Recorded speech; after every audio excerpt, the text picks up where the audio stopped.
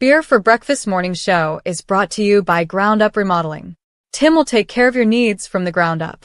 Truly one of the best in Lake Placid, and we wouldn't let anyone else work on our handyman or home improvement needs. Call Tim today.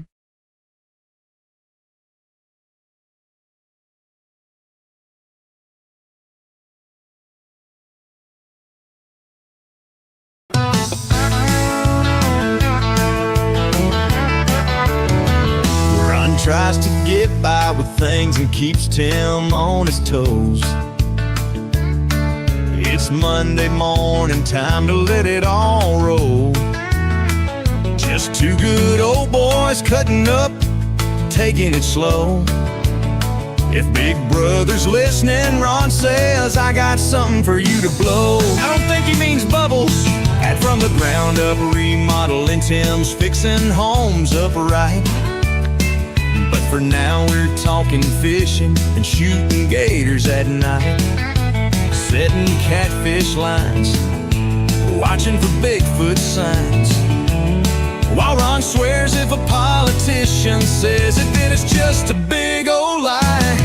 It's beer for breakfast, pull up a chair. Two good old boys with stories to share. From moonshine stills to hammering nails, start your day with tall beers and tales.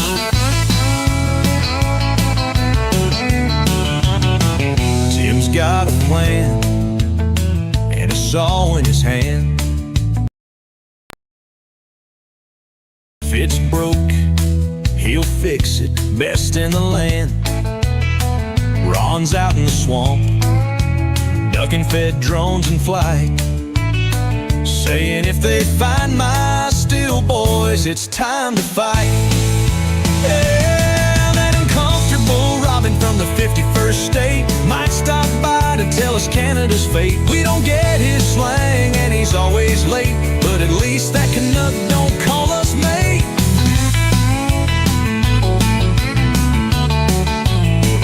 So grab a cold one, kick off the day with Tim and Ron laughing away. Beer for breakfast, the best place to be. And don't forget to tip, 'cause this beer ain't free.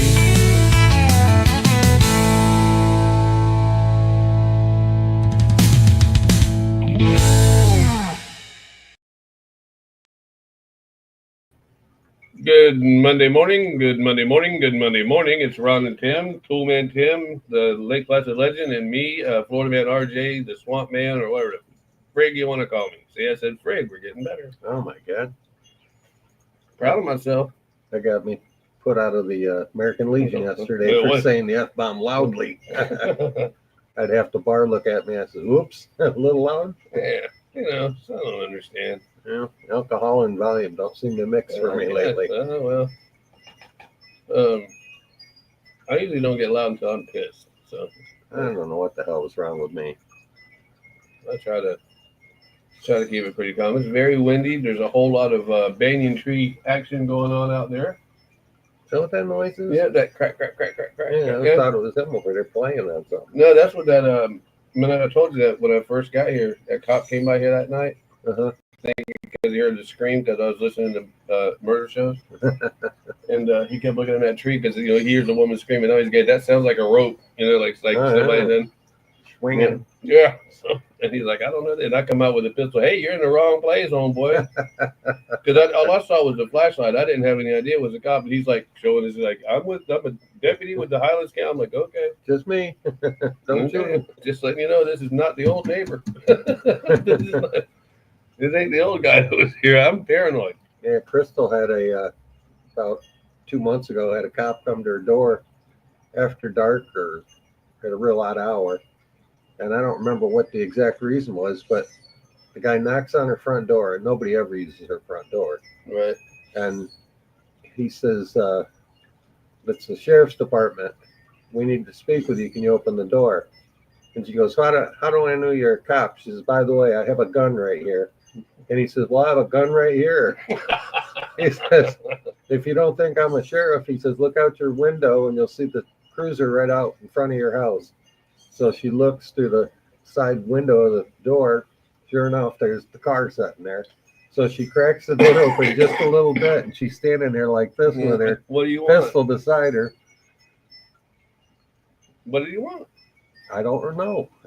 I never got the other end of the story other than she told the cop she was standing there with a gun in her hand. There was some movie or something I watched one time, and the cops knock on the door, and he says, "Yeah." He goes, "Hi, it's the police department." And the guy says, "What do you want?" He says, "Oh, you're not in trouble. We just want to talk." He goes, "You want to talk?" He goes, "Yeah." He goes, "Are you by yourself?" He says, "No, my partner's here." He goes, "Talk to him."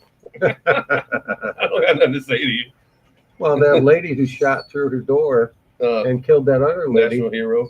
she got 24 years or something. And she was in her late 60s. She claimed it was self-defense because she felt threatened while he was banging on her door and her windows. Bad. Yeah. Because her kids were thrown off. She threw them, pulled the old "get off my lawn." Yeah. Well. And the kids gave her a hard time. And so I'm surprised. I am surprised. The only reason they did it is because it was a white and a black, and the white woman did the shooting.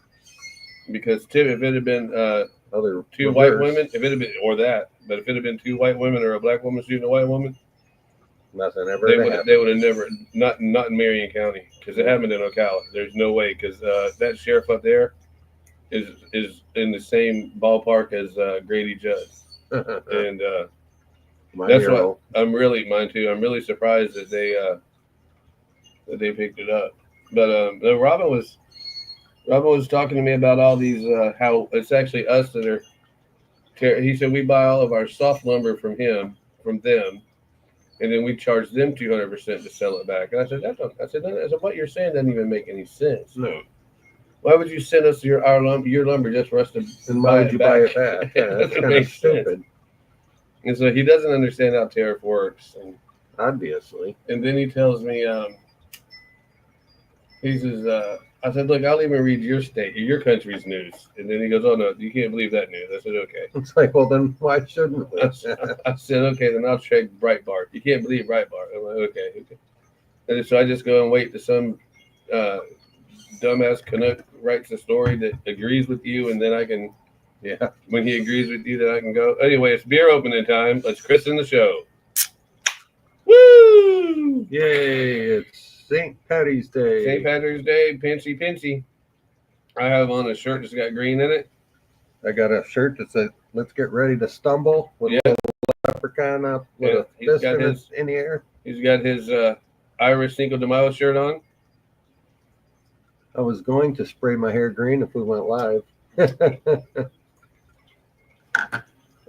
could do that, but it would just be spraying my head green. It's in memory of a good Irishman friend of ours, my wife and I, that has passed away years ago, and ever since, because he did that every year. He had a white beard and white hair, and he'd spray it all green, and we'd have big parties at the Moose Lodge, and he was always, a very friendly, hit of the parade kind of thing. You could So when he passed, I took the legend on, and I've been doing it ever since. At our intermission, you can run over there and get the green paint and bring some black tape, and we'll do a design pattern around there, and you can spray it up. Wash off easy enough. Yeah, it's just you just rinse it off like you wash your hair. Yeah, I'll just run I'll have you run a black tape around there and take off my shirt, my jacket, and spray the shit out of it. Then we'll go live for a few minutes. I can probably switch cameras and go live and won't even see you, because I know it's not me that's the obscure one. I want y'all to know. Sometimes Tim I just don't like seeing myself on camera. I don't know why. Quite frankly, he's too good looking for these kind of cameras. Oh, that's got to be it. That's what I always say. Let's see here. Yeah, I'm too pretty for jail. Yeah, that's what I say, man. That's what I tell people all the time. I did something stupid. Hold on. Okay, it was already that. Yeah, Bing. Too many buttons to push. Yeah, it is. Ding, ding, ding, ding. Uh-oh.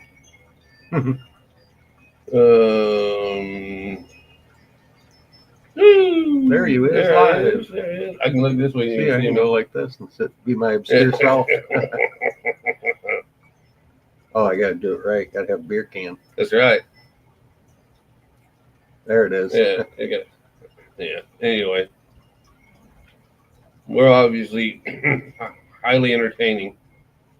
Just us. No, that's all that matters, really, is us. And us and Robin, but he said that he wanted to come by, but I guess they got too drunk or something and slept late. He said he woke up and it was 7 o'clock, and if she's got to be at work on Fridays at 6 o'clock, that's some. And Mondays, right? Yeah, Fridays and Mondays. Yeah, so he's off for taking her to work. I know it wasn't you, but it sounded like your door was open all night because that wind's blowing something out there. It was clap, clap, clap, clap, clap. I mean, every time the wind blows, and his pontoon boat back there, Banging keeps against the hitting dock. He's hitting the dock. I'm like, Jesus Christ. Then here comes the armadillo. I'm like, holy shit. Then I hear a bunch of noises right behind me. There's one of them big old cane toads just popping around in here, so I had to sweep his big 5-pound ass out. And yeah, we got big old 5-pound cane toads here. Big old bitching toads. Those are the kind you don't want your dog to lick. You don't want your dog to lick, but we got them from Australia. Oh, I was gonna say, don't tell me Canada. No, Australia. No, but if you ask Robin, Canada probably invented them. Yes, they invented them, of course. Of course they did. I ate one of his inventions yesterday. Oh no, you ate a Popeye? Yeah. Yeah, you got. I imagine they invented the beef that was in it too. Probably, but at least we can say that there is something good, Canada's good for. But I wouldn't say that. Canadian whiskey. I don't like Canadian whiskey; it's too sweet. That's true. Things I like about Canada, I like. I like that they're far away. I like that. I like their winter fishing in Canada. I've dated a couple of women that were nice in Canada. Apparently, because it's so cold up there, they feed them well. Oh yeah. So now they're soft, and I like them soft.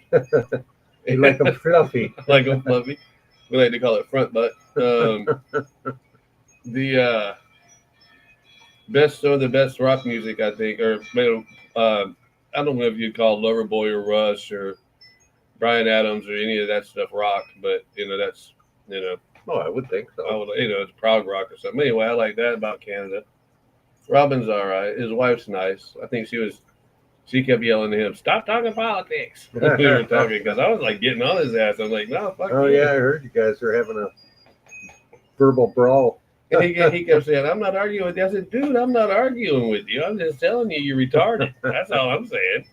The part that made me laugh was I hear one of you go, "You can't tell me that's what it's like. I live here." And then the other one goes, "Well, I live here too, so I know what you're talking about."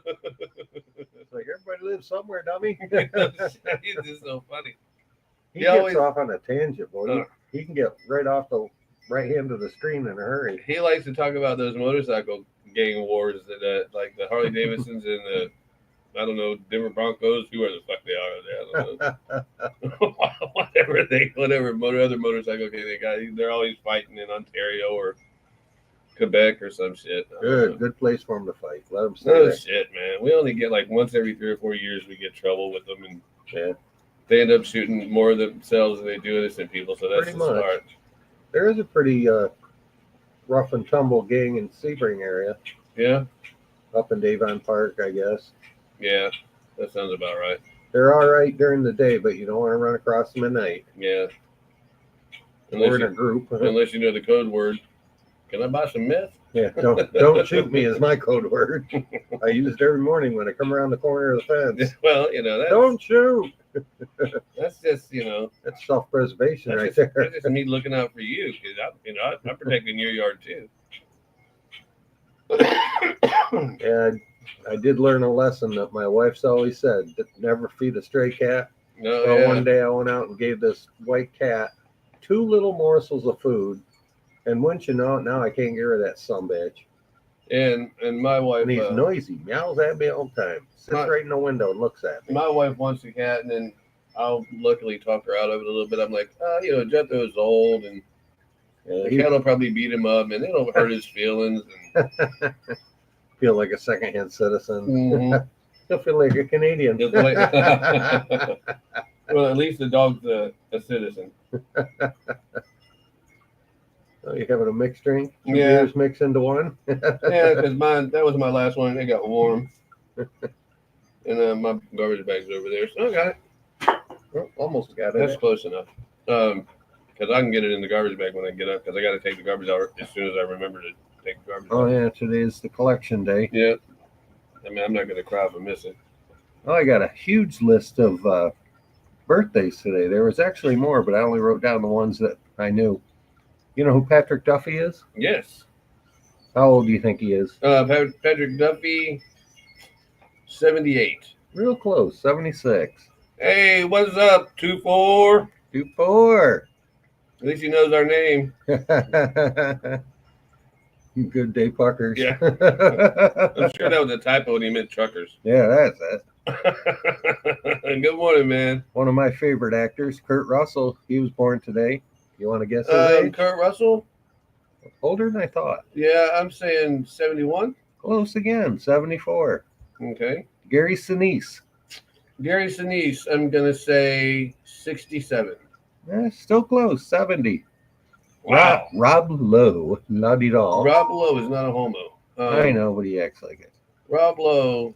The youngest of the crowd, I'll give you that. Yeah, he's definitely, because he's closer to your age.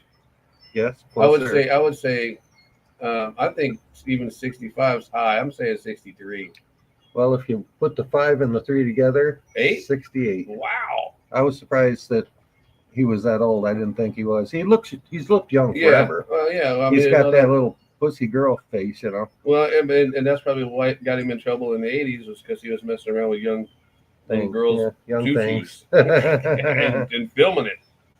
Oh, and another fabulous thing happening is the Sarasota County Fair started today. Oh, here we go again. You just got over the Strawberry Festival. Now you got to deal with a county fair. And I bet you when I go in there and get the news blurbs that our producer gave me that I forgot to bring out here, that'll be in there. I bet you it's in there.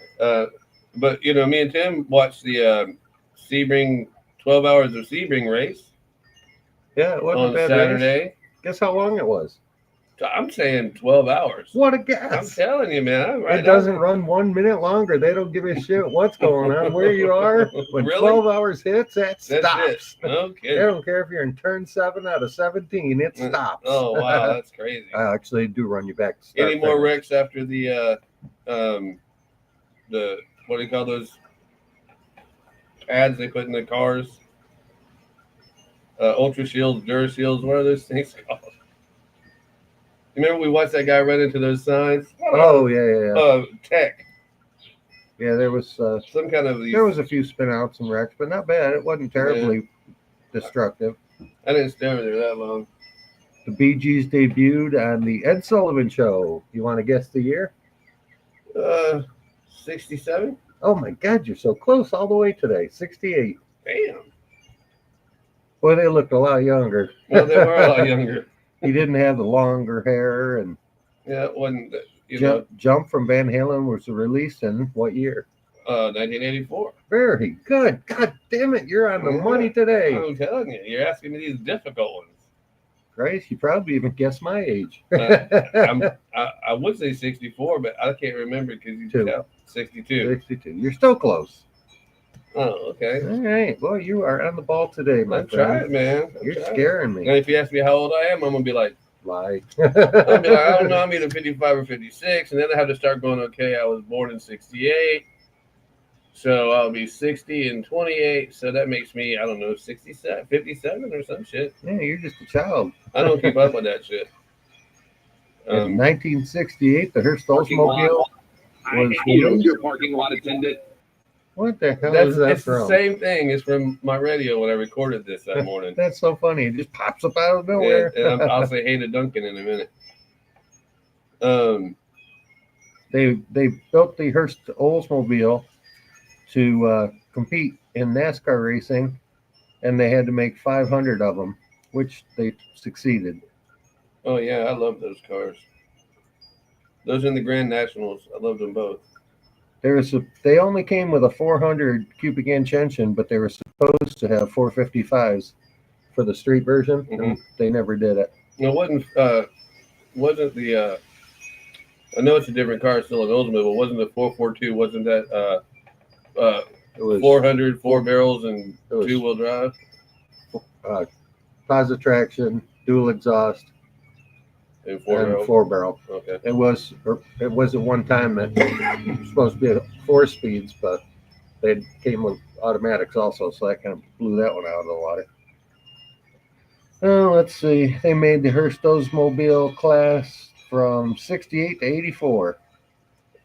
And 84 is about when the Grand Nationals came out, and so I guess that took its place. Pretty much. You are correct. Grand National was a fast son bitch.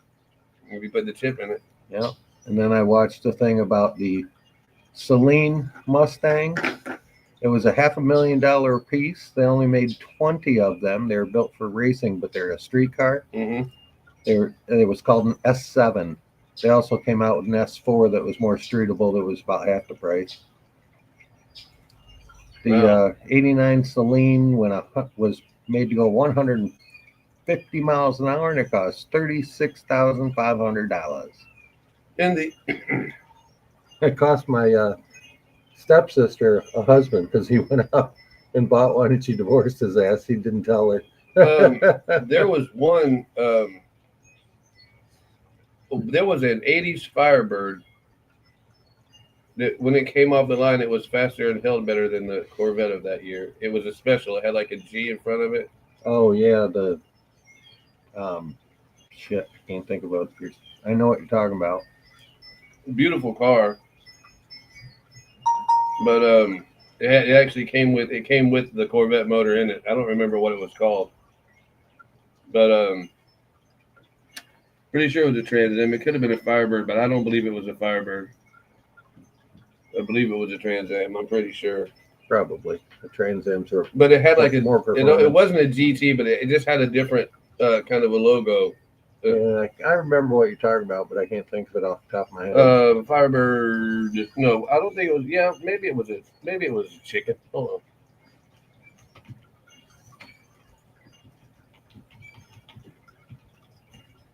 on. The Pontiac Firebird, particularly the Trans Am, often featured a Corvette derived engines, notably the 5.7 liter LS1 V8. Some even what year though? Jesus Christ! In the 80s. Jeez. You know, you gotta treat Google like it's a child.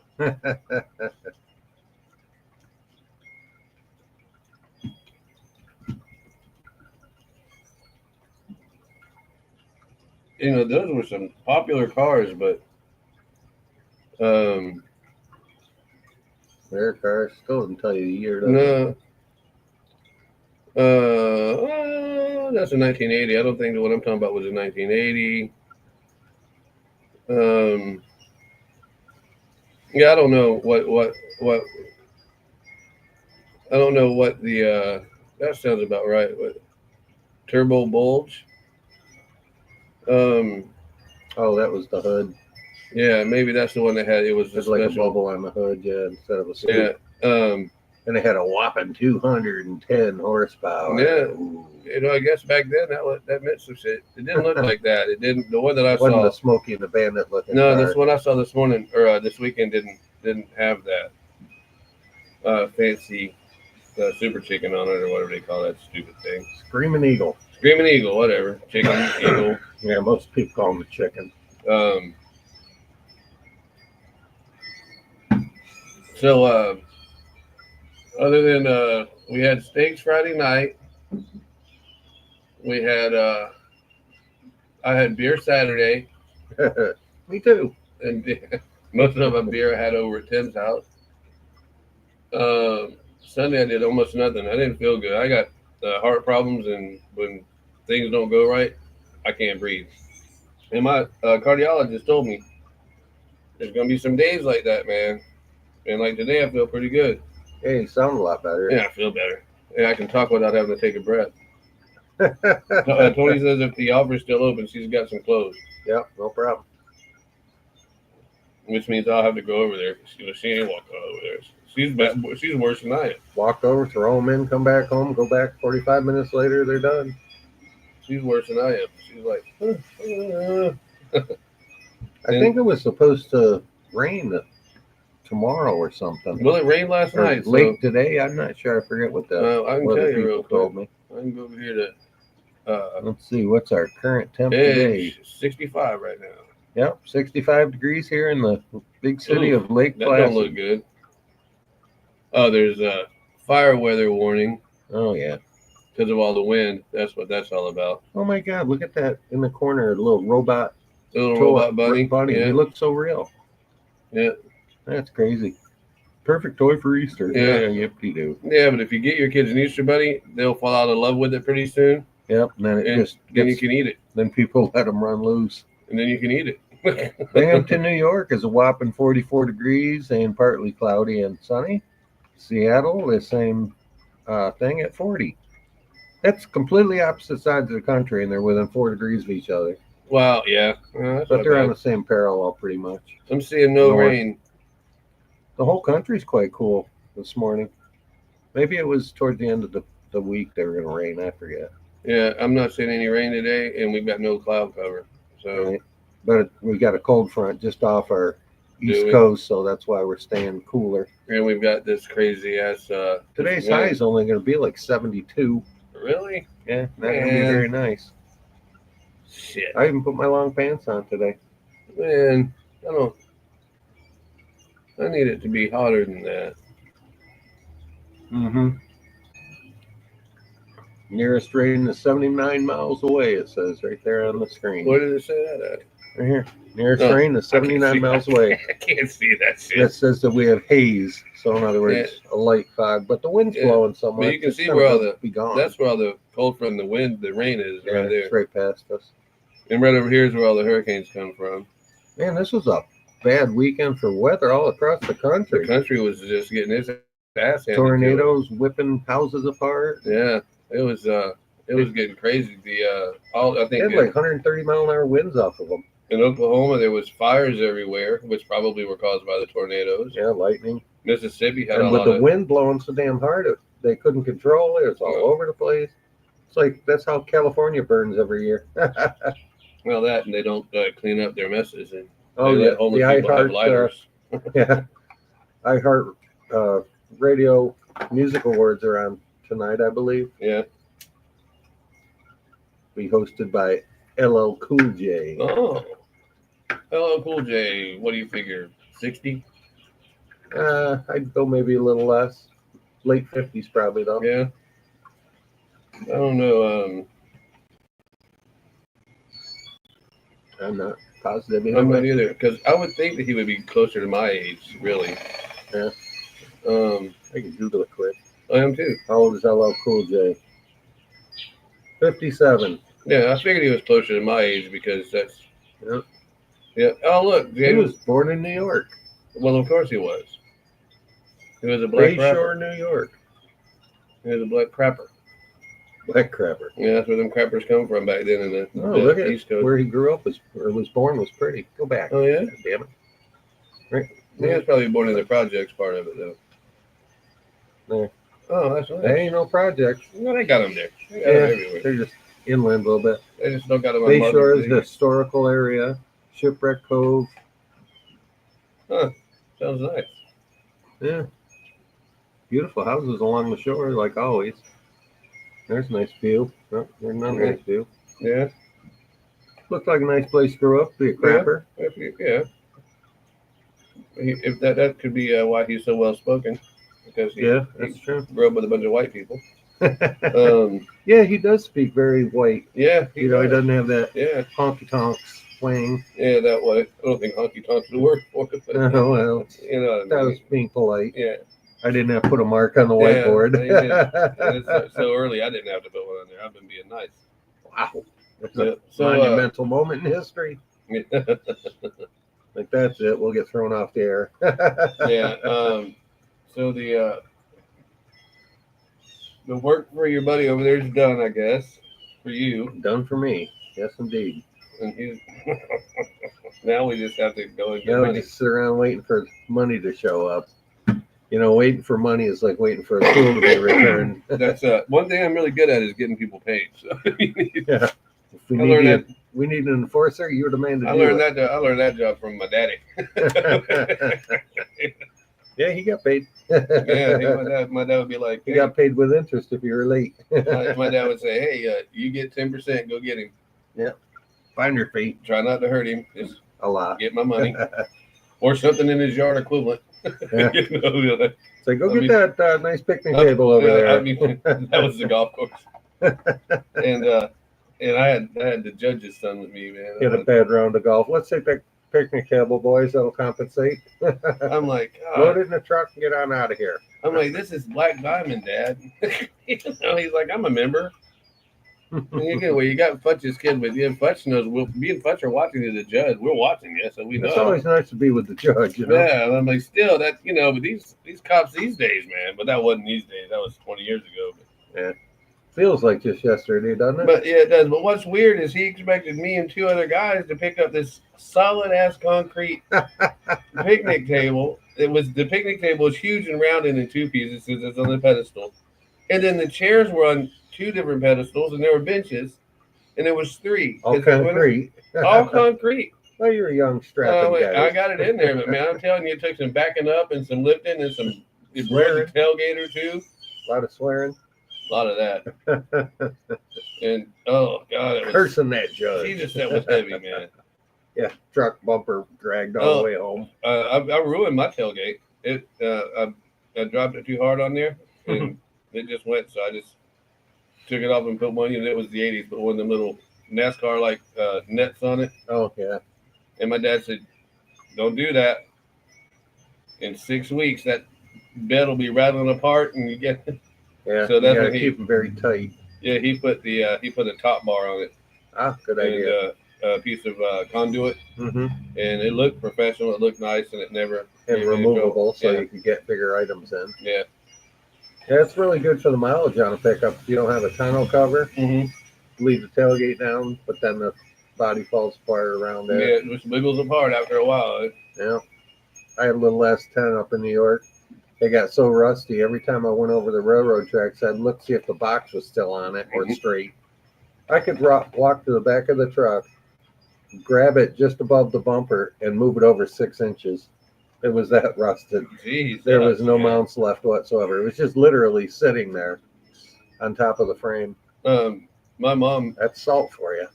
my dad has always been adamant about every 3,000 or every 3 months, mileage or not, he would change the oil, and he always used Quaker State. My mom's old. Listen to this old 1973 Pontiac Grand Am. She had over 200,000 miles on that car. Never rebuilt the engine. Well, she sold it to my uncle, and he decides he's going to rebuild it. And he said when he pulled that thing apart, he said the only thing that was holding those pistons together was that cheap ass Quaker State that she always used. Because they never put rings in it or nothing. Dad just kept that oil change. There's something to be said for keeping that oil changed, man. Yeah. Back in the day, it was Because every 30,000. Yeah, that was the day before. Now they go like 8,000 miles with the synthetic oil. That's when you had them round cardboard cans and Oh yeah, the fun stuck that funnel big in old it. metal thing in there, and usually pinched the end of your hand, the bottom part of your hand. Shit. My dad had a couple of them. They were chrome, and he always bought Valvoline, and it was in a cardboard Mm-hmm. container with the metal top, and you had to cram that Yep. stupid funnel in And there. ours was Quaker State. And if you didn't hit it just right, the stupid box or the container would crunch, and then it was pouring all over the counter. It was great shit. Oh, yeah. Now everything comes in plastic. Yeah. Well. Yeah. And now you got to pay It costs, $10,000 if you just want one empty fucking can of oil. Excuse my language. it costs you just as much basically to change your own oil and do the labor. Then you can go and take it somewhere. Yeah, that's true, and that's what I've been usually doing. Well, I Like haven't had to synthetic lately. oil is like $5 a quart, I haven't had to lately. and my Lately, Ford truck holds 6 quarts. Lately, I just let it drain out and then just put a quart in every six days. Yeah, yours had self-changing mode. But I haven't had any, knock on the wood, I haven't had any problems. Really, mechanic in a can fixed her up, huh? Yeah, so far. And I even got another can as a backup just in case it needed a coach. You learned that out of watching the car show there. Oh, what the hell is it called? One was Finnegan. Yeah, roadkill. Roadkill. Yeah, that's their trick. When in doubt, fill it up with mechanic in a bottle, and always buy 2. Well, I mean, we used to get restored all the time. Every time we would buy a used vehicle, even if it was for the farm, Yeah, in that grayish silver can, yeah, that works good. we would get that and pour it in there. But my dad, if it smoked, he would soak sawdust in oil Yeah, I've heard that old trick and too. put it in the and that it does fine. Yeah. I think that. Like if you have a radiator leak, you can pour pepper in the radiator, Oh yeah, that works good too. and it'll work temporarily enough to get you off the highway. Yeah, I probably used it enough to make it last a year or two. But that's when I had a bad radiator. That's when I learned about bars leak. Oh yeah, bars leak. And that's why I bought that specific brand for the oil because I've never had a bad. But I'll tell you what, if you pour bars leak in your radiator, it looks like giant rat turds. Actually, it looks like goat turds. Big. I thought it looked like rabbit pellets. Like It's just big. Well, it's long. It looks like food for rabbits. Yeah. Yeah. Well, that's kind of what goat turds look like. Or pretty much what all of you fancy guys that use those Traeger grills and use those the wood pellets. The pellets. Jesus. That's real smoke. But anyway, Dad would say that sometimes the oil would pick up the wood chips, and it would just kind of somehow sand it and clean up the. Oh, it worked like a inside sander. Yeah, like a little like thing. A hone. And I never had any trouble. I was just looking through my toolbox for something, and I found all the hones that I have and all kinds of tools that I forgot I had. I got so many damn tools in that toolbox. Unbelievable. That's what makes you a man. No, but that's the truth, man. I mean, it's a when you got $30,000 worth of snap-on tools sitting out there rusting on your patio, which pisses me off. They're not rusting. I've looked in They're getting surface rusty here and there. Yeah. Like I got to take the drawer with all the wrenches, and I'm going to take a scrubby pad and some WD-40, and I'm going to scuff every one of them, knock the rust off them, and the WD-40 will seal them off. Well, my dad said he was probably, or I was probably 8 or 10, and he was rebuilding a 390 in the back, and he got it all done, and all his tools were laid out that he was using. Mm-hmm. And he says, like, I'm going to go grab some lunch. The engine's done. We'll clean this up when I get done. So my mama heard him say that. So my mama goes out there. All them tools are there. So she gets, them foot soaking pans. Yeah. She filled it up with dishwashing liquid and water. She washed every one of them. It was the shiniest tools ever. Dad goes out there. Right till they started rusting. Dad said, oh no. You took all the sealer off them. Dad said, oh no. Oh no, kids. As a mechanic, here's a neat trick for mechanics. You know how you get your hands all greasy and it's hard to get that? Like if you want to go out, your hands look like you're a mechanic. Yeah. You've got it right in the grooves and cracks of your hands. Uh-huh. Take brand new, clean wheel bearing grease. Yeah. And rub your hands together and then wipe them off with a shop towel, and your hands will be almost spotless. And then you just take soap and water to get the little residue off your hands so that your beer doesn't slip out of your hand. Right. And your hands will look like you're not even a mechanic. If you not from anything from grease to paint, if you get just a tad of any kind of dishwashing liquid and a teaspoon of vinegar, not vinegar, of sugar, you're making lava soap. That's sugar because it'll dissolve as it starts working. It's gritty, and it goes into everything, man. It'll take everything. My dad was fishing with my family friend named Jim Muir, and he owned all the Jimmy stores in our little town. And this was back in the 70s. And he said, good money there. Dad said, hey, Jim, be careful messing around with that gas can. There's a little leak in it in the boat, And he spilled some of that shit on his nuts. Oh. And he goes, Jesus Christ, what am I going to do? This is burning my nuts. This is burning my nuts. My dad says, reach over there in the tackle box. I got some Gojo. If you're a mechanic, you know what Gojo is. Oh, yeah. So he says, rub that Gojo in there. That'll stop him hurting. He rubbed that gojo on there and he's like, ah! Took all the hair off him. Like lighting them on fire. That was in the days before pumice. You had gojo. I love the smell of gojo, man. Yeah, a word to the wise: never rub one off with lava soap on your hands. Jesus Christ! My dad said, "Put that gojo on." Don't take the wrinkles out of it. Dad said he jumped in the. Dad said he jumped in. It was in the Silver River up in Ocala.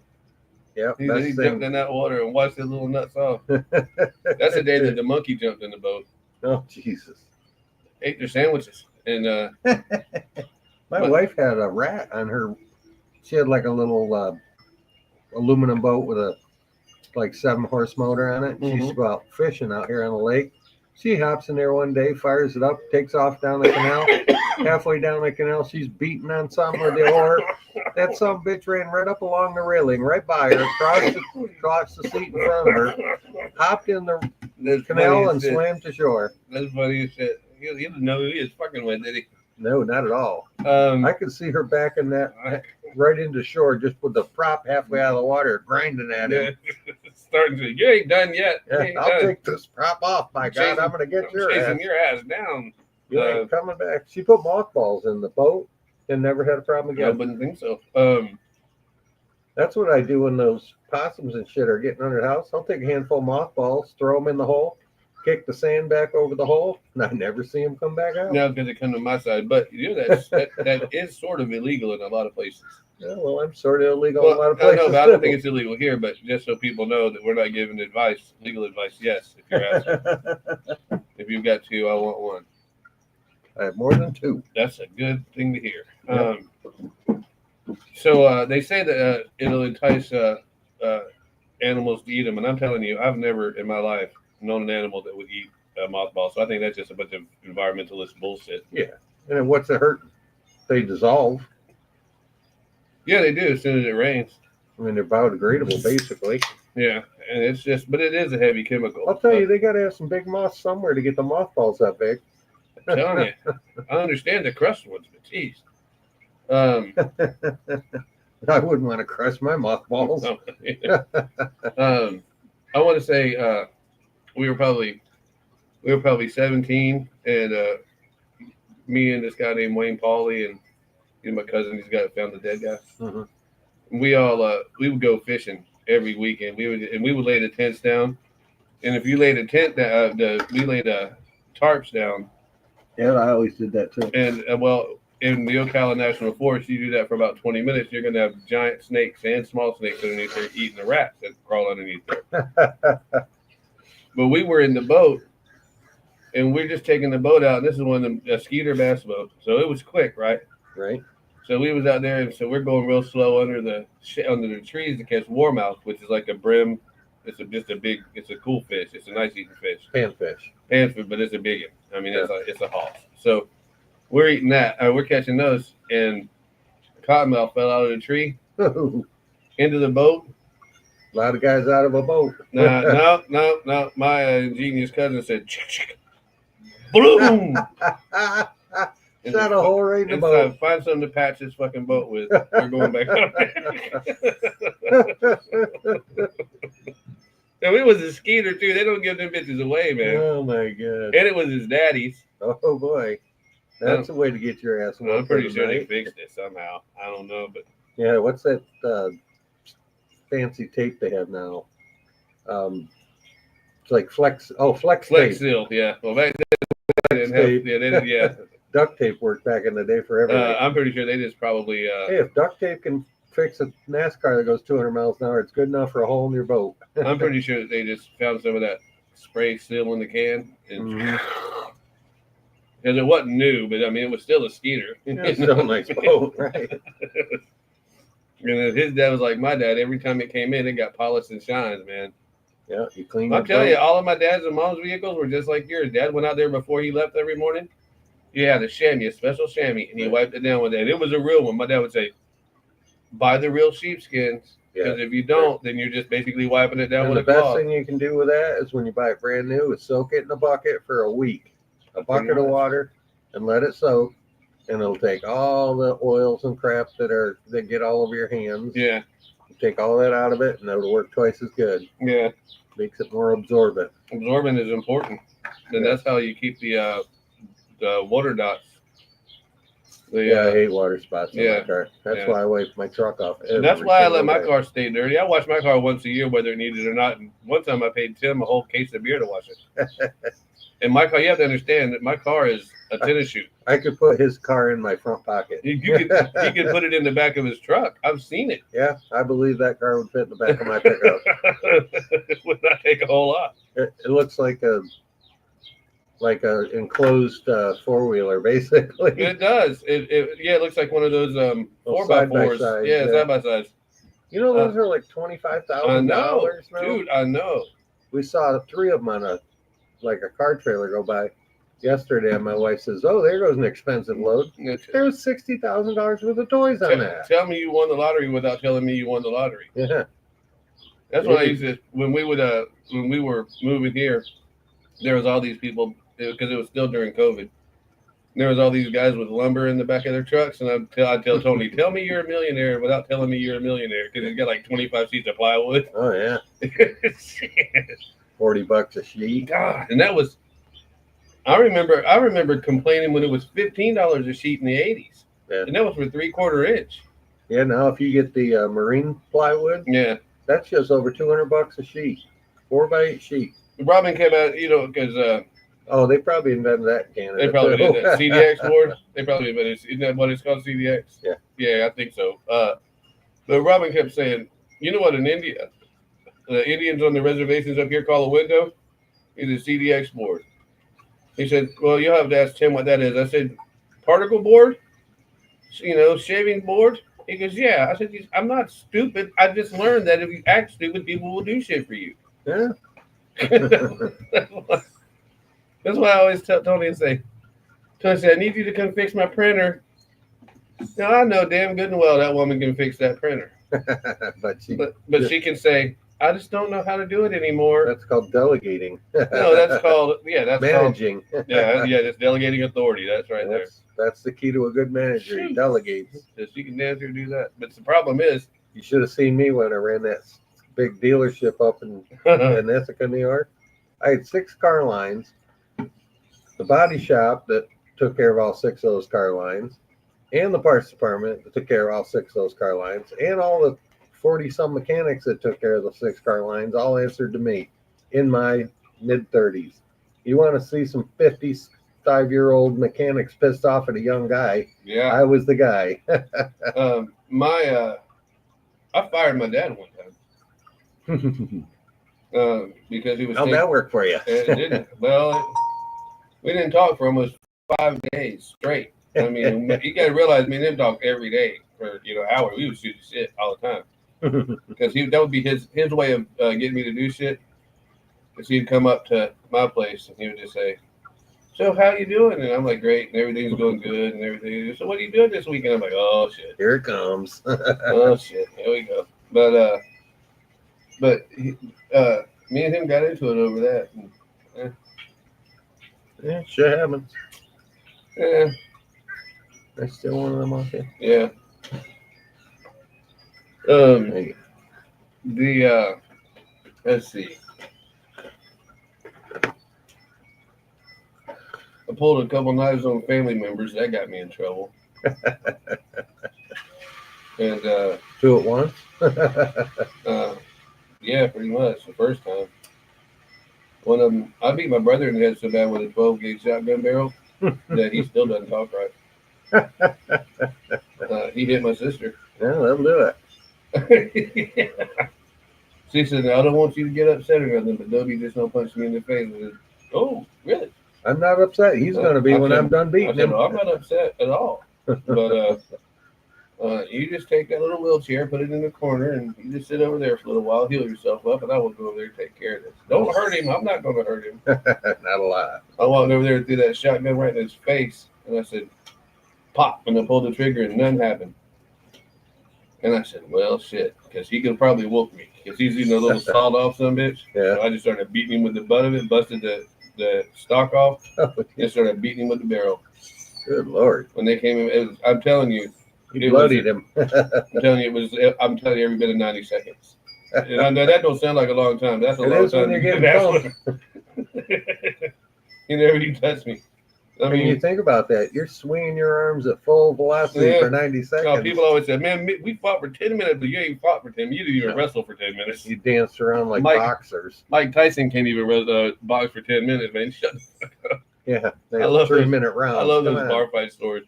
Well, we must have fought for 10 minutes, man. You must have been watching Oprah. You've been watching Colt on Fall Guy. Colt Seavers on Fall Guy. Oh, that show was so corny. I loved that show, man. Back in the day, I thought it was a good show, but I just watched like a rerun of it that I found.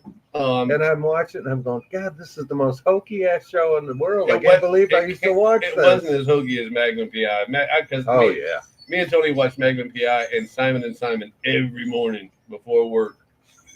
And I mean, that was our shit. We would play Scrabble, eat breakfast. When you've been watching it, when it was it was also the 90s. Cool. Now you look back at that and you're like, I can't believe I watched that. Garbage. Yeah, it was like it was the 90s, and that the seasons were over, so they always had them on A&E or one of those USA Network or something. USA Network.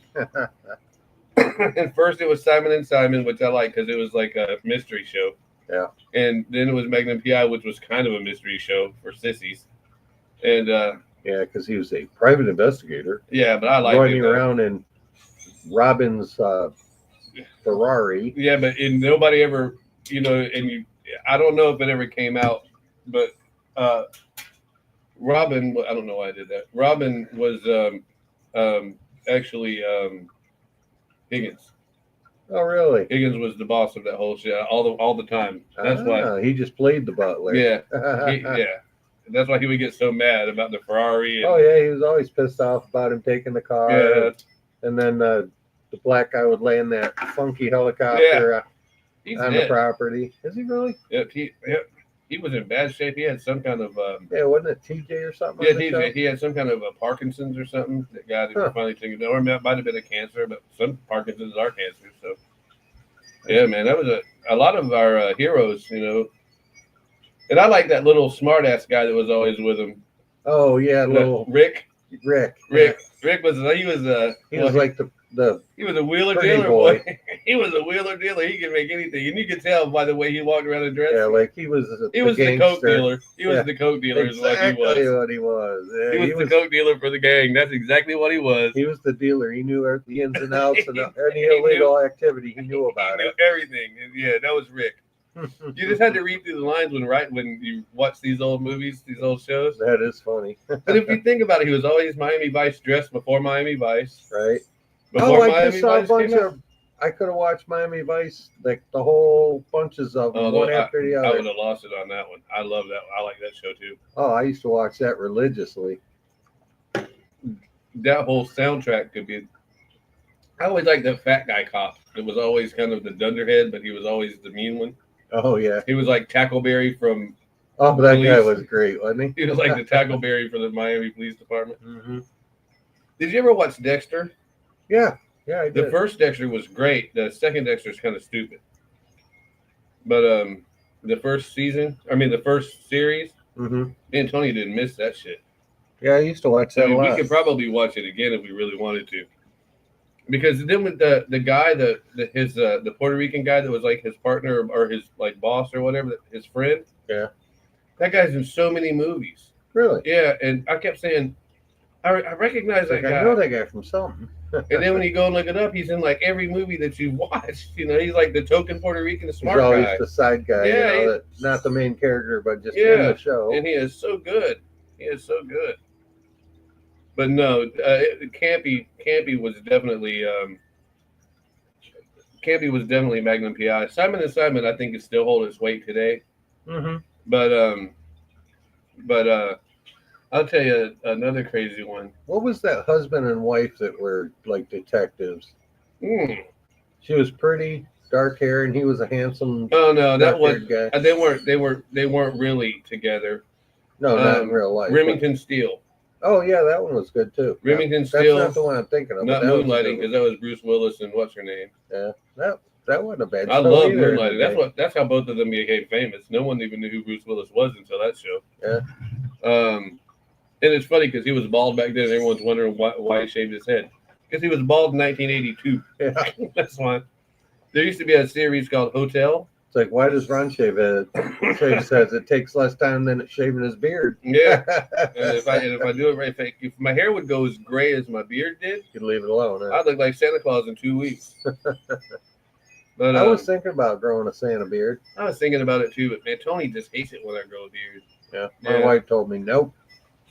I says I'm gonna just grow beard. I'll keep it trimmed under my neck and around the top a around little your bit, cheeks and stuff. around the cheeks. And she goes, nope.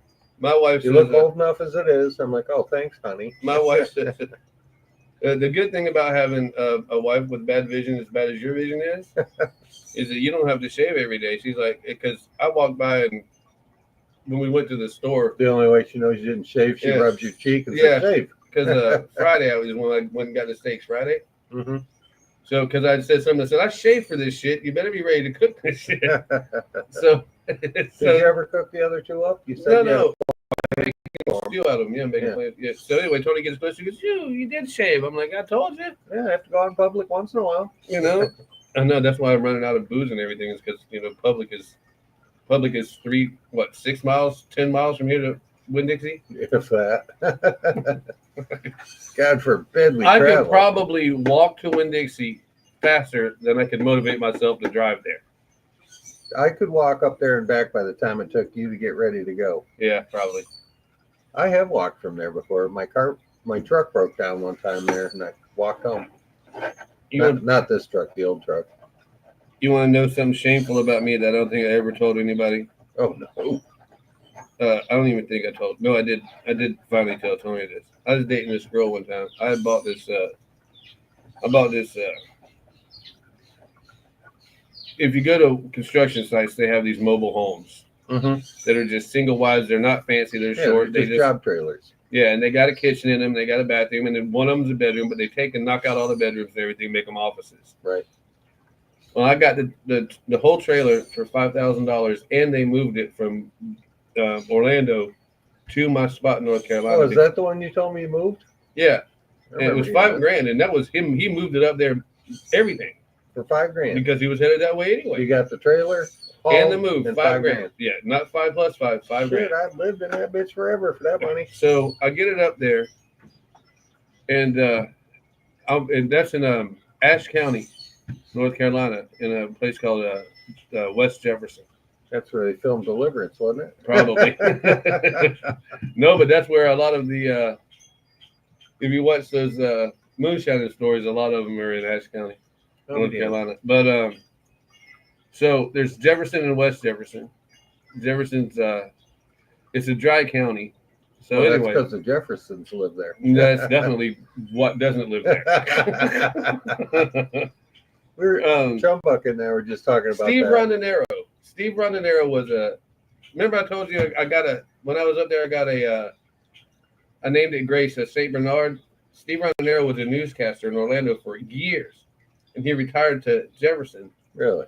And I just had to look at the paper, and it said he had a registered, what do you call them? St. Bernard. St. Bernard's for sale. And so I went to buy one. He gave it to me, and I named it Grace.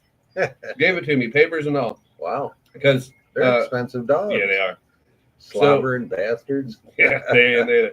Well, she's so funny because the house was on the edge of a mountain. So she would go out the front door and roll all the way down and go across the street to the people's house and eat bacon. And everybody in the little area would feed her bacon, and she would come home and go lay down and go to sleep. Stupid dog. Hey, that's a cheap way to own a dog, man. Let the neighbors feed it. Anyway, I got up one morning and I decided that I had this half-assed girlfriend who asked if she could come up and visit. And I said, shit, I don't care. It's just a hunting cabin. Come on up. A little hunting thing. Right. Come on up. So she comes up and I said, listen, let's go to Boone. I haven't had any alcohol in like 6 weeks. This is a dry county. Oh, jeez. And she said, okay. So I go to Boone, and you know what I did in Boone. I drank that 6 weeks worth of one day. And so, of course, I got into a fight. No, they didn't so. It is. It's true. I got into a fight in this bar. And the Lo and behold, if I didn't get arrested. So she got in the car and drove all the way back to Florida. And I'm stuck, no wallet, no nothing, in this fucking, And took your car. and took my car in a North Carolina jail. In Boone, North Carolina. Boone is like worse than Lake Placid for small. Okay, that would be like getting arrested in Venus if Venus had a jail. Yeah. Yeah, this is a big city from where I came from. Yeah, so I said, so I ended up, I called my mom and dad and said, look, man. My hometown had no red lights and a thrift store, or I would say it's a five and dime. Yeah. He had everything from work boots to hammers to cow feed. You name it, he had it. Well, I called my mom and dad and said, my mom's $300. And my dad said, pay it. I said, well, that bitch got my wallet. And my car. And my car. My dad said, well, I don't know what to do about that, but I'll call Dennis Darnell. He's a bondsman, and he'll work his magic, and he'll be out of there in no time. So Dennis did what he did, and all of a sudden they marched me out of there. And I walked from. Did they have 8x10 color glosses? I'm sure they did. I don't know. I don't Pictures, remember. Numbers, and arrows. I don't even remember waking and up. a paragraph on the back of each one. I was tore up like you were the other day. Tore up from the floor up. So anyway, I said, well, it can't be that far from here to my place. Turns out it was 42 miles. Yeah, that's a little far. So I just said, oh, well, shit. Got to do it. Dennis Darnell made sure that I had $50 for spending cash. He gave that to the bondsman to give to me. And I walked at least the first 10 miles. And I stick my thumb out. And let me explain something to you. This is along I had to walk on the Blue Ridge Parkway. That's the only way there. All right. Every car, the speed limit is 30 miles an hour. Every 10 feet is a dead skunk. I don't know what it was. I mean, I was starting to count them, going, holy shit, I lost count. So I go up there and I finally stick my thumb out. And you smelled like a skunk. Oh, I smelled like shit. But I stick my thumb out and this guy pulls over and he goes, where are you headed? I said, I'm headed over to Jefferson. I got a little hunting place over there. I got in trouble and my girlfriend left me and I ain't got no other way to get home. And he goes, are you going to kill her? I said, no. I She's said, in no. Florida. I said, she's already in Florida. With my car and my I wallet. said, but I'll tell you what I got. I said, I got $50 in my wallet right now. I'll give you every bit of it if you take me as close as you can to Jefferson. He said, I'll take you right to your front door. I said, all right. Deal. And then he says, we get right before we get to Ashe County. He goes, hey, what kind of fighting was you doing? I said, bar fighting. He goes, well, take some of that 50 and go get us a 12-pack. We'll come home to your house. And he drove me. I made it about 10 miles on feet. He took me up there. He took you right to the Took door? me up to the door, sat there. We finished that. We killed that 12-pack. There you And go. I had bottles in there. That's good good people right there. But I didn't drink any booze back then. I just drank, so the bottle would last me a year. And I had some tequilas and I had some rums and everything that was in there because people would come and use that cabin too when I wasn't there. That was the plan, is that I would make my money back off of it. What down the wrong pipe? That happens. I know. Excuse me. I do that too. When it goes down the wrong hole and I cough a lot, I sneeze. It's like there's some kind of weird reflex. I know. But And then your eyes water. yeah. Your nose runs. Feels like you've been crying. Yeah. So I get there. My phone wasn't hooked up, so I crawl up the backside of the mountain. I knock on this guy's door. I said, hey, I'm the guy that's down there. He goes, yeah, I hear your music sometimes and stuff. I'm like, yeah. I said, listen, man, I need to make a long-distance phone call. And I need to use your phone to do it. What do you need? He goes, just go ahead and do it. I said, okay. So I called her on the phone and I said, hey, bitch. It takes 9 hours to get from where you're at to where I'm at. You got 12 hours to get here. And if you don't, hell is coming down on you.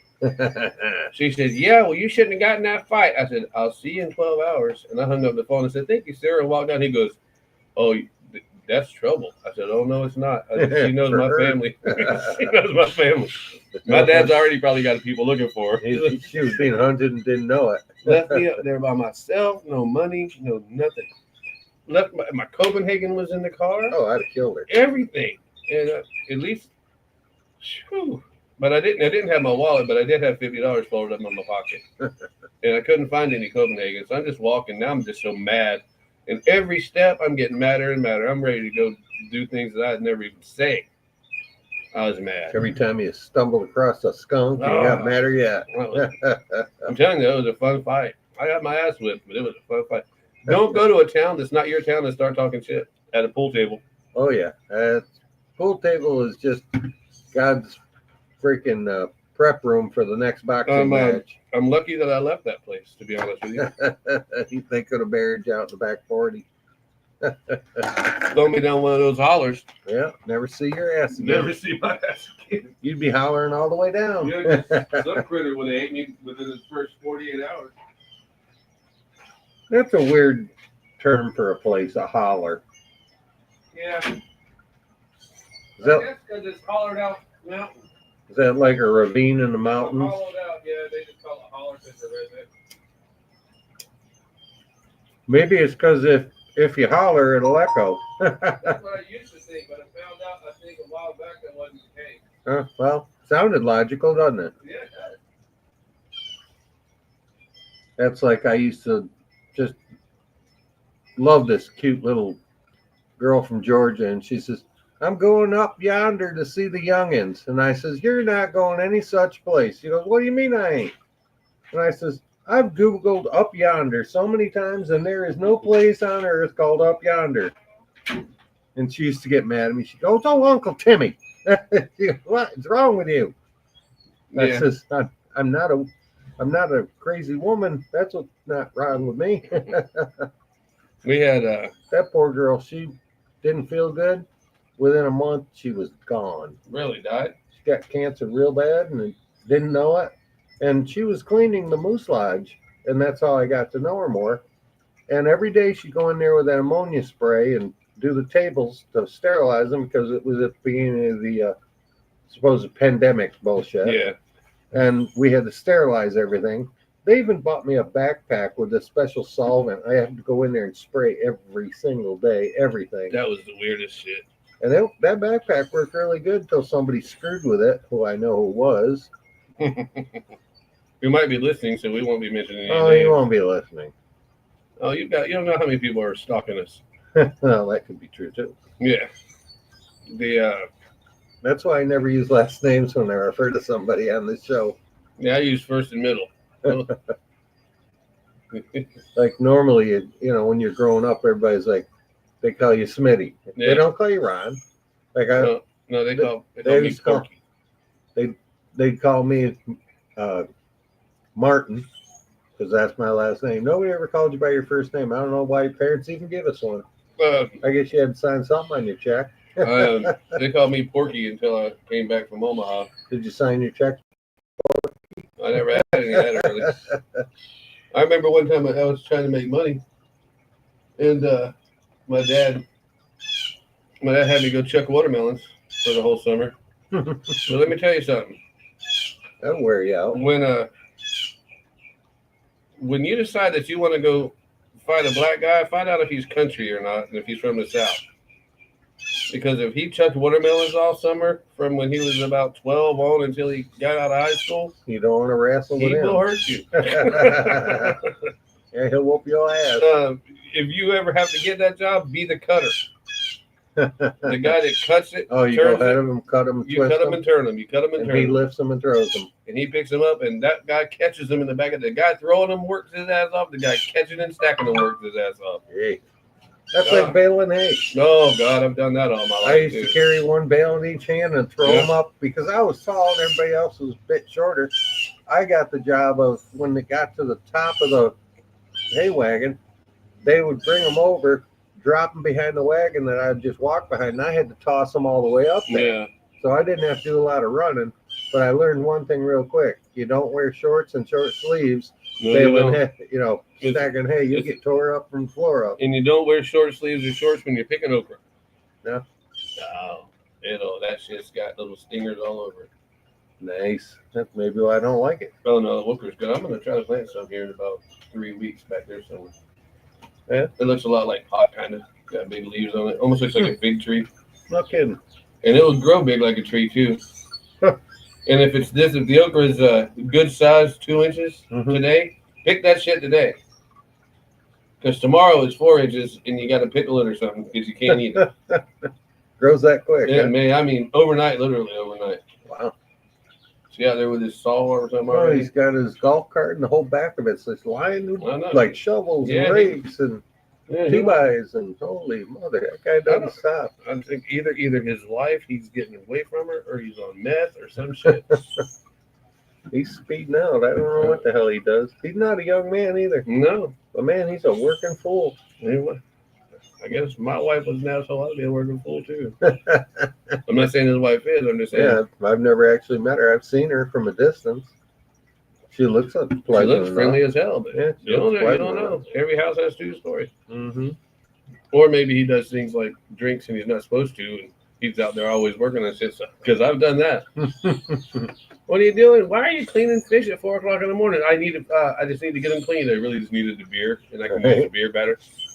She's like, I didn't know you put beer in the batter. Oh yeah, honey. Of course, 2 in me, 1 in the batter. And I never put beer in the batter. That's like the Galloping Gourmet on TV. Exactly. He always like put that. wine and everything. He's like, a little for the pot, and a little for me, Yeah. and a little bit more for me, and a little bit more And for he the lost pot. the show for that because he got so drunk on there. Did he really? Yeah.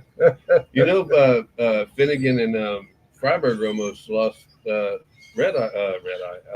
Roadkill for that. For the drinking beer. Yeah, they were sitting out there one night and they were drinking. It was after they were on the air, Right. and it was just on their YouTube channel.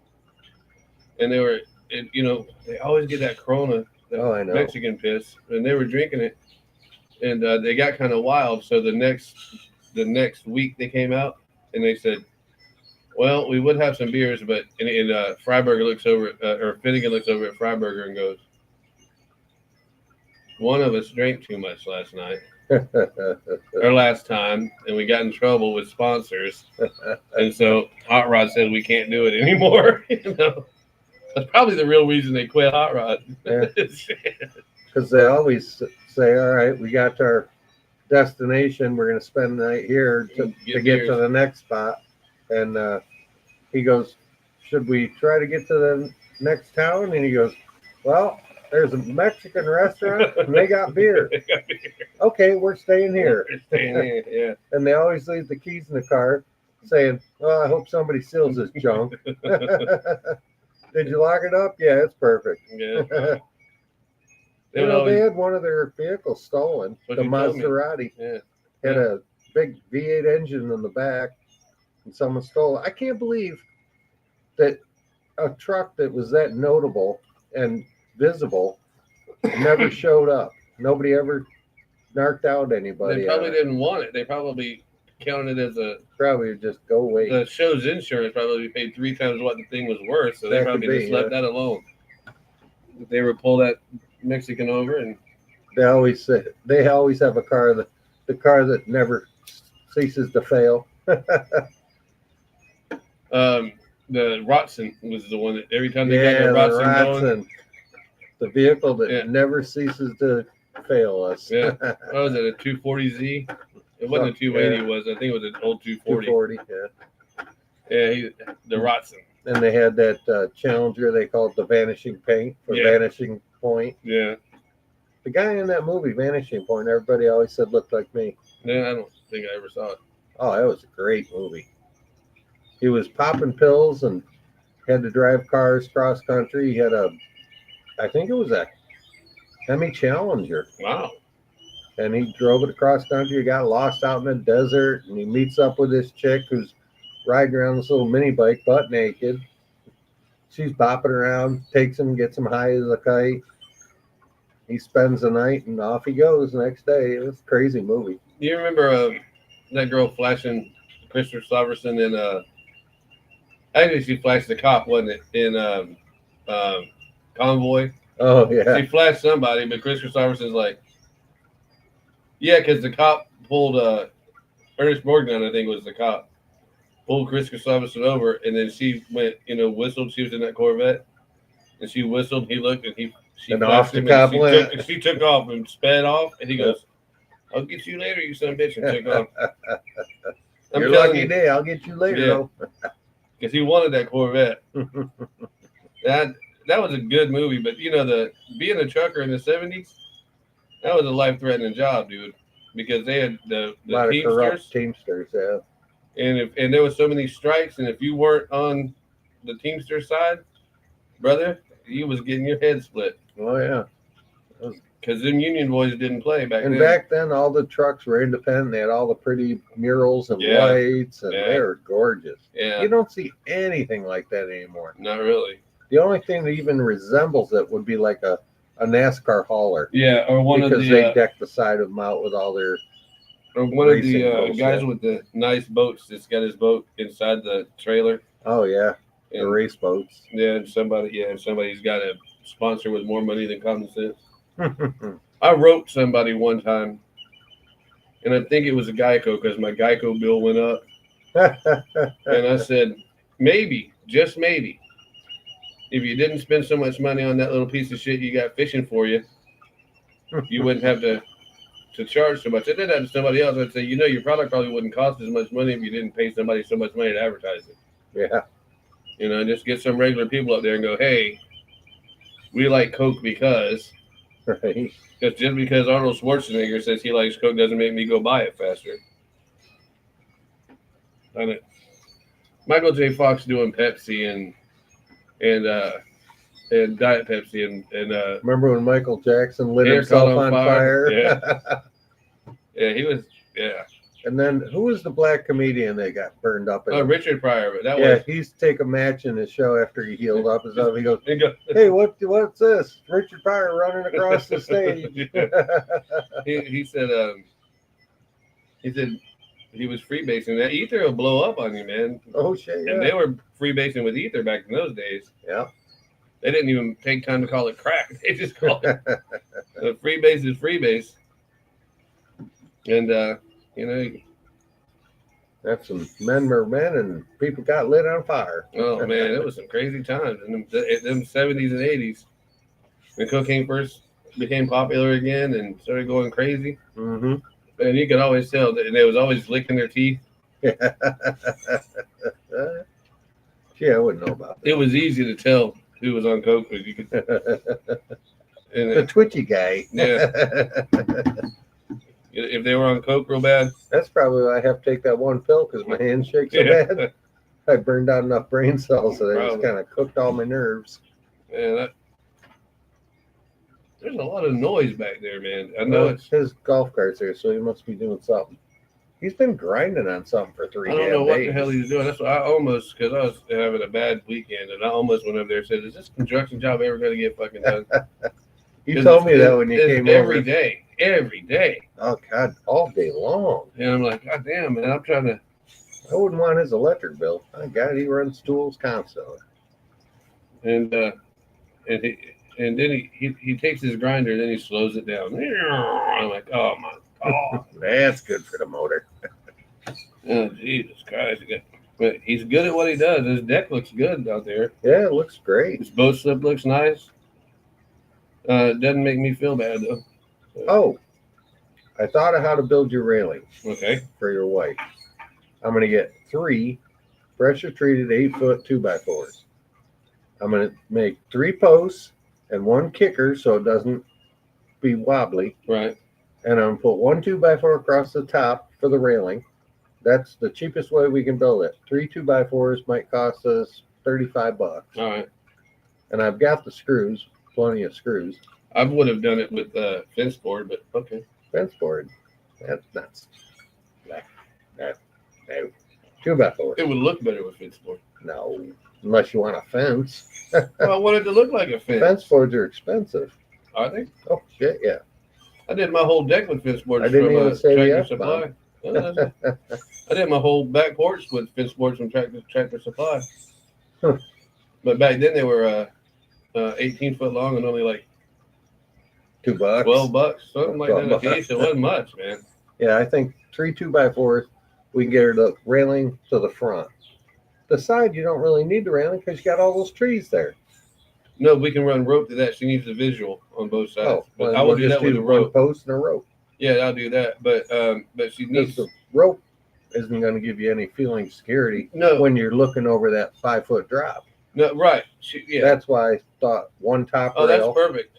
That'll look fine. That'll be perfect. We'll lay the 2x4 flat on top of the post, Yeah, and it'll give her a 3.5-inch yeah, railing. She could Yeah. set her coffee on it or whatever. yeah. And we could always put a wider shelf on it, a shelf Yeah, board on it. yeah. If you wanted to make a little Yeah, like a little table for Little her to sit her stuff table, on. you could set your tackle box Yeah, or whatever you Her want. coffee. Or coffee, your beer. My bourbon. Better be a bigger bigger table. table. Um, But that'll be the quickest, Yeah. cheapest, easiest way. yeah, that's the way we ought to do it then, because I need to. And we'll use these extra boards that you brought. Uh-huh. That's what I'll make the ramp out of. Well, I thought we were going to use the pallet for the ramp. All I got to do is cut the edges on an angle, build a solid ramp. Okay, that's it's made fine. of oak. But I was talking about Are they? Yeah, that's Damn. good. That's good pallet. Damn. That's all hard. But I need to do a handrail going up the ramp. going up yeah. the ramp and down That's the ramp. That should be A little easy bit enough. of 2x4 or whatever. Yeah, we do that. We'll be set. She'll be happy. And That would require probably 2 more 2x4s. So if we Yeah. get 5 pressure treated 2x4s, we build the handrail, the front rail, and we already have the ramp. It's already pre-built and it's all solid as series. I mean, you could roll your car up that. yeah, well, that's good. She'd like that. Mm-hmm. She'd like that a lot. And all I got to do is cut the angle here Yeah, so it's flush to the ground. yeah, Cut the angle this way so it's flush to the deck that's there because that's elevated, 6 inches or so. yeah. And Yeah, that'll it's be not a that high. smooth walk right up on. Yeah, that's what No she needs. step. That's what she needs. She needs to not slip. Not have to go up a step either. Yeah, Yeah, we can knock that out easy. yeah. So whenever you want to run up to W&W with me, we'll just pick up, or Okay. I can put it on my account. It don't matter. Depends on how you want to pay for it. If you want to pay for it with a credit card, I can take your credit card, or you can go with me. I don't care. 6 of one, half dozen of the other. I'm running out of cigars, so you might could take me this morning. Okay. Well, this morning I have to go to Chum Buckets. I I thought we won't be there all weren't day. working today. I wasn't planning on it. No, I meant I thought you were taking the day off. Well, I kind of You're just Sorta, taking the day yeah. off from what's his name? for the week ever for Oh life. no, don't say that. I'm done with that job. That's over. Yeah, maybe what if he comes up with another job? Start showing me the money. Yeah, he gotta pay Now me I gotta advance wait no till more. he claims Monday or Tuesday he's gonna get a payoff. And you don't He think ain't no way gonna finish that job Monday or Tuesday if he had 4 of me. so? Mm-mm.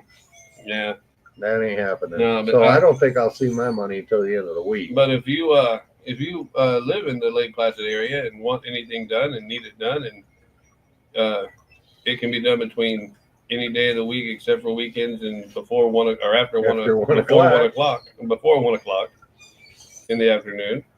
Tim's your guy. Yeah. And if you pay more, he might work a little bit later, but I don't know. I wouldn't put much money on that. Well, this one guy said to me, he goes, "Well, what would you consider working for beer?" And my buddy Charlie goes, "Pay him." It's a lot Oh, yeah. cheaper. Because not only do I enjoy the work more, I work slower. Because that's just natural, you Mhm. know.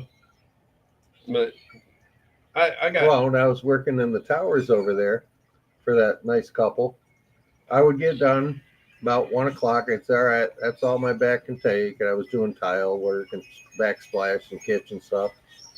And he'd say, "Well, you got time for beer, don't you?" And I thought, "Oh, of course." Oh, yeah.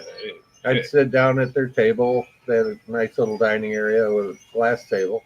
She'd put down doilies for me to set the beer on because she didn't want that glass table to have to be cleaned every time I touched it. Yeah. But God forbid I laid anything on that table. I learned that day one. I set something on the table. I found it in the hallway on the floor on a towel. So that was taboo. I learned that one quick. Yeah. That But takes long. he'd sit down with me and he'd go, oh, beer fairy. And she'd go get 3 beers. They'd have one, I'd have one. And he'd go, is the vodka fairy on straight? And she'd go to the freezer and get 3 frozen shot glasses and take their bottle of vodka out. And she'd pour us 3 shots. Well, day one, I learned quick how they drink their shot is a little sip and then some beer and a little sip and beer. Oh. He hands me a shot glass and I go, choom, shoot it. I said, that's a shooter, son. And he goes, oh, well, beer fairy or vodka fairy, fix him up. So then I took it easy. I remember in the 80s, Dusty Rhodes owned this bar in my town. And that's a great name for a guy, Dusty Rhodes. Yeah, is that what his real name? But him and some wrestlers invested in this place called Stillwater's. And you went in there for shooters, and it was cigar tubes. You know, those glass cigar tubes? Oh, yeah. You know? Yeah, I've seen that. And I'm like, it looked like a test tube. Yeah, I guess that's probably what they were. They just remind me of cigar tubes. So anyway, and they would set them up on these things. And I said, how many do you want? And I'm like, I don't want nothing. This and that. I want a fucking shot. I want a real one. My eyes can tell me what a shot is. I don't know what's in that glass. I don't know how many ounces of whatever. I want my. Oh, you know, I just thought of what screwed me up yesterday at the American Legion. The CDB pills I gave you? No, those are long gone. Oh, you must have thrown them away. No, I ate them all right down to the last one. Jesus Christ. And it said take 1 a day. I was doing 2 because it worked a little better. And what I had was Jello shots. Oh. And guess what was in the Jello? Tequila? Tequila. Yeah, that'll do it. Me and tequila don't get along verbally. I don't even like the taste of that drink. I do not like it. I love margaritas. I can drink them all day, but you give me a shot of tequila straight, I will throw up in a heartbeat. I don't like. I have a friend that I grew up. You have a friend that just said have a beer. I will. I grew up.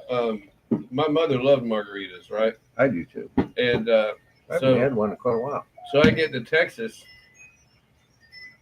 And I order a margarita, and this guy brings me this wild concoction of shit in a weird glass that's all full of ice and shit. This sounds like a song. I'm like, what the fuck is this? He said, that's a margarita. I said, no. Where I come from. I said, my mama don't crush no ice in her margaritas, man. Oh, I like the crushed ice one. I was like, no, man. My mama just. She's like, no. Mama just adds a dash of salt, a squeeze of lime, and tequila. No cube of ice, nothing. No cube of ice. Yeah. She adds a little bit of triple sec, right, and tequila, and squeezes a lime wedge in it. Oh, that's the lemon lime bar mix right there. And puts salt around the edge of her glass and says, "Suck her down, clown." And she would get wound up on tequila. The pills would calm her down. Then when the benzos got to her, she would snort a line of cocaine. And she was like, "Woo, let's go again." She was on a high-low. I'd be like, "Hey, Dad, where's Mom?" I don't know. Her and Jimmy, and then went out there airboating. I'm like, "Oh, God. Oh boy, shall we toast?" Yes, we shall. Ready? Yep. Set. Cheers for breakfast. Cheers for breakfast. She said, she came home and she goes, "Well, we got a problem." And I said, "Uh-oh, what?" She said, "Murray Brooks got stung in the foot by a catfish." Oh, that hurts. And didn't know it. I said, "Uh-oh." So? Okay, here's a trick. Redneck trick. If a catfish stings you, and it's not a sting, their whiskers don't sting you, but their dorsal fin and their 2 side fins will go into you. Oh. And it will puncture you, and a puncture wound is bad. And it gets infected easily, right? It will get infected quick. The best thing to do is rub his belly. It'll stop the sting as soon as you rub his belly on you. The enzymes on his belly. Really? Yeah, it stops it immediately. Anyway, well, Murray Brooks was so drunk that he didn't realize that the catfish got him through his shoe. And right through the shoe? Yeah. Oh yeah, they're hard, dude. Damn. Yeah, it's like a bone that sticks out of those 3 fins. There's still another one? Yeah. Thank you. Make sure there's at least one left. Oh yeah. She said quarter. She said, well, we were just at the hospital. He had to get his foot cut, got gangrene, cut his leg off. Oh. So I said, okay. And Dad said, suits him right. You know? But we would have That's old timers. Like, yeah, suits suits him him right. right. I'll teach him. But Dumb we some bitch. dumb son of a bitch. So I told him stop them airboats. We had a friend get his arm cut off in the blade, Oh, and they God. picked it up. What and a mess that had to be. It wasn't. They picked it up and sliced it. Clean off. Clean off. It was one of them polymers. It wasn't a wood blade. They threw it in the cooler, took it back. They sewed that shit back on. And every day he'd come by. Mom had a restaurant called Marion Lunch because it's Marion County. And he'd say, look at here, Lucy. I can almost jerk off with it now.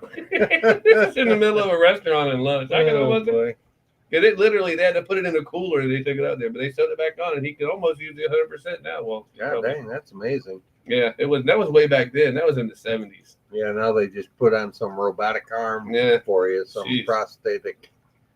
Those don't work for the shit either. I got friends that are supposed to use those. I've never met a person ever It worked like a real part. that they actually like. Except now these new ones, they're hooking up to your brain cells where you can just actually think about it, but it's still cumbersome and they're heavy.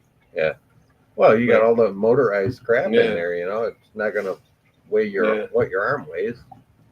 You have a huge bicep on that arm though, from moving the prosthetic front forearm. But most of but the forearms, they say that most people just learn to use their stump just as good.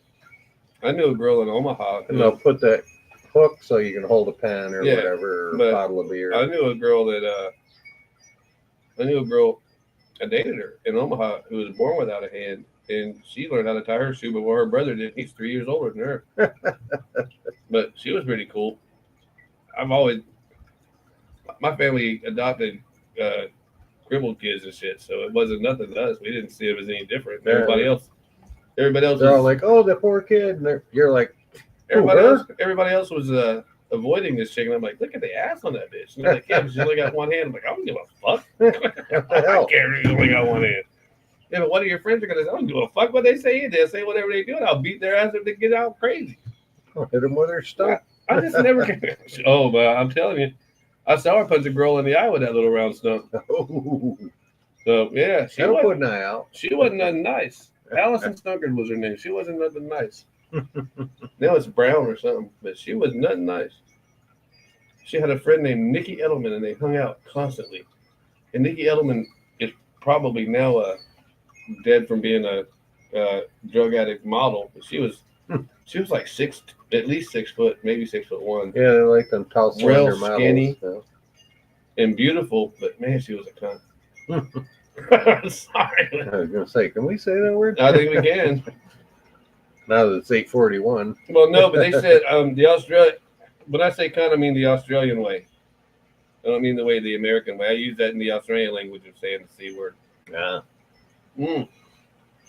She was hateful. Well, what nationality calls a cigarette a fag? Britain. British. Yeah. Yeah. It's like, And also a bundle of sticks. oh, really? Yeah. It's like, I'm going to go outside and have a fag with my drink. Yeah. It's like, yeah, well, you sound like you probably would.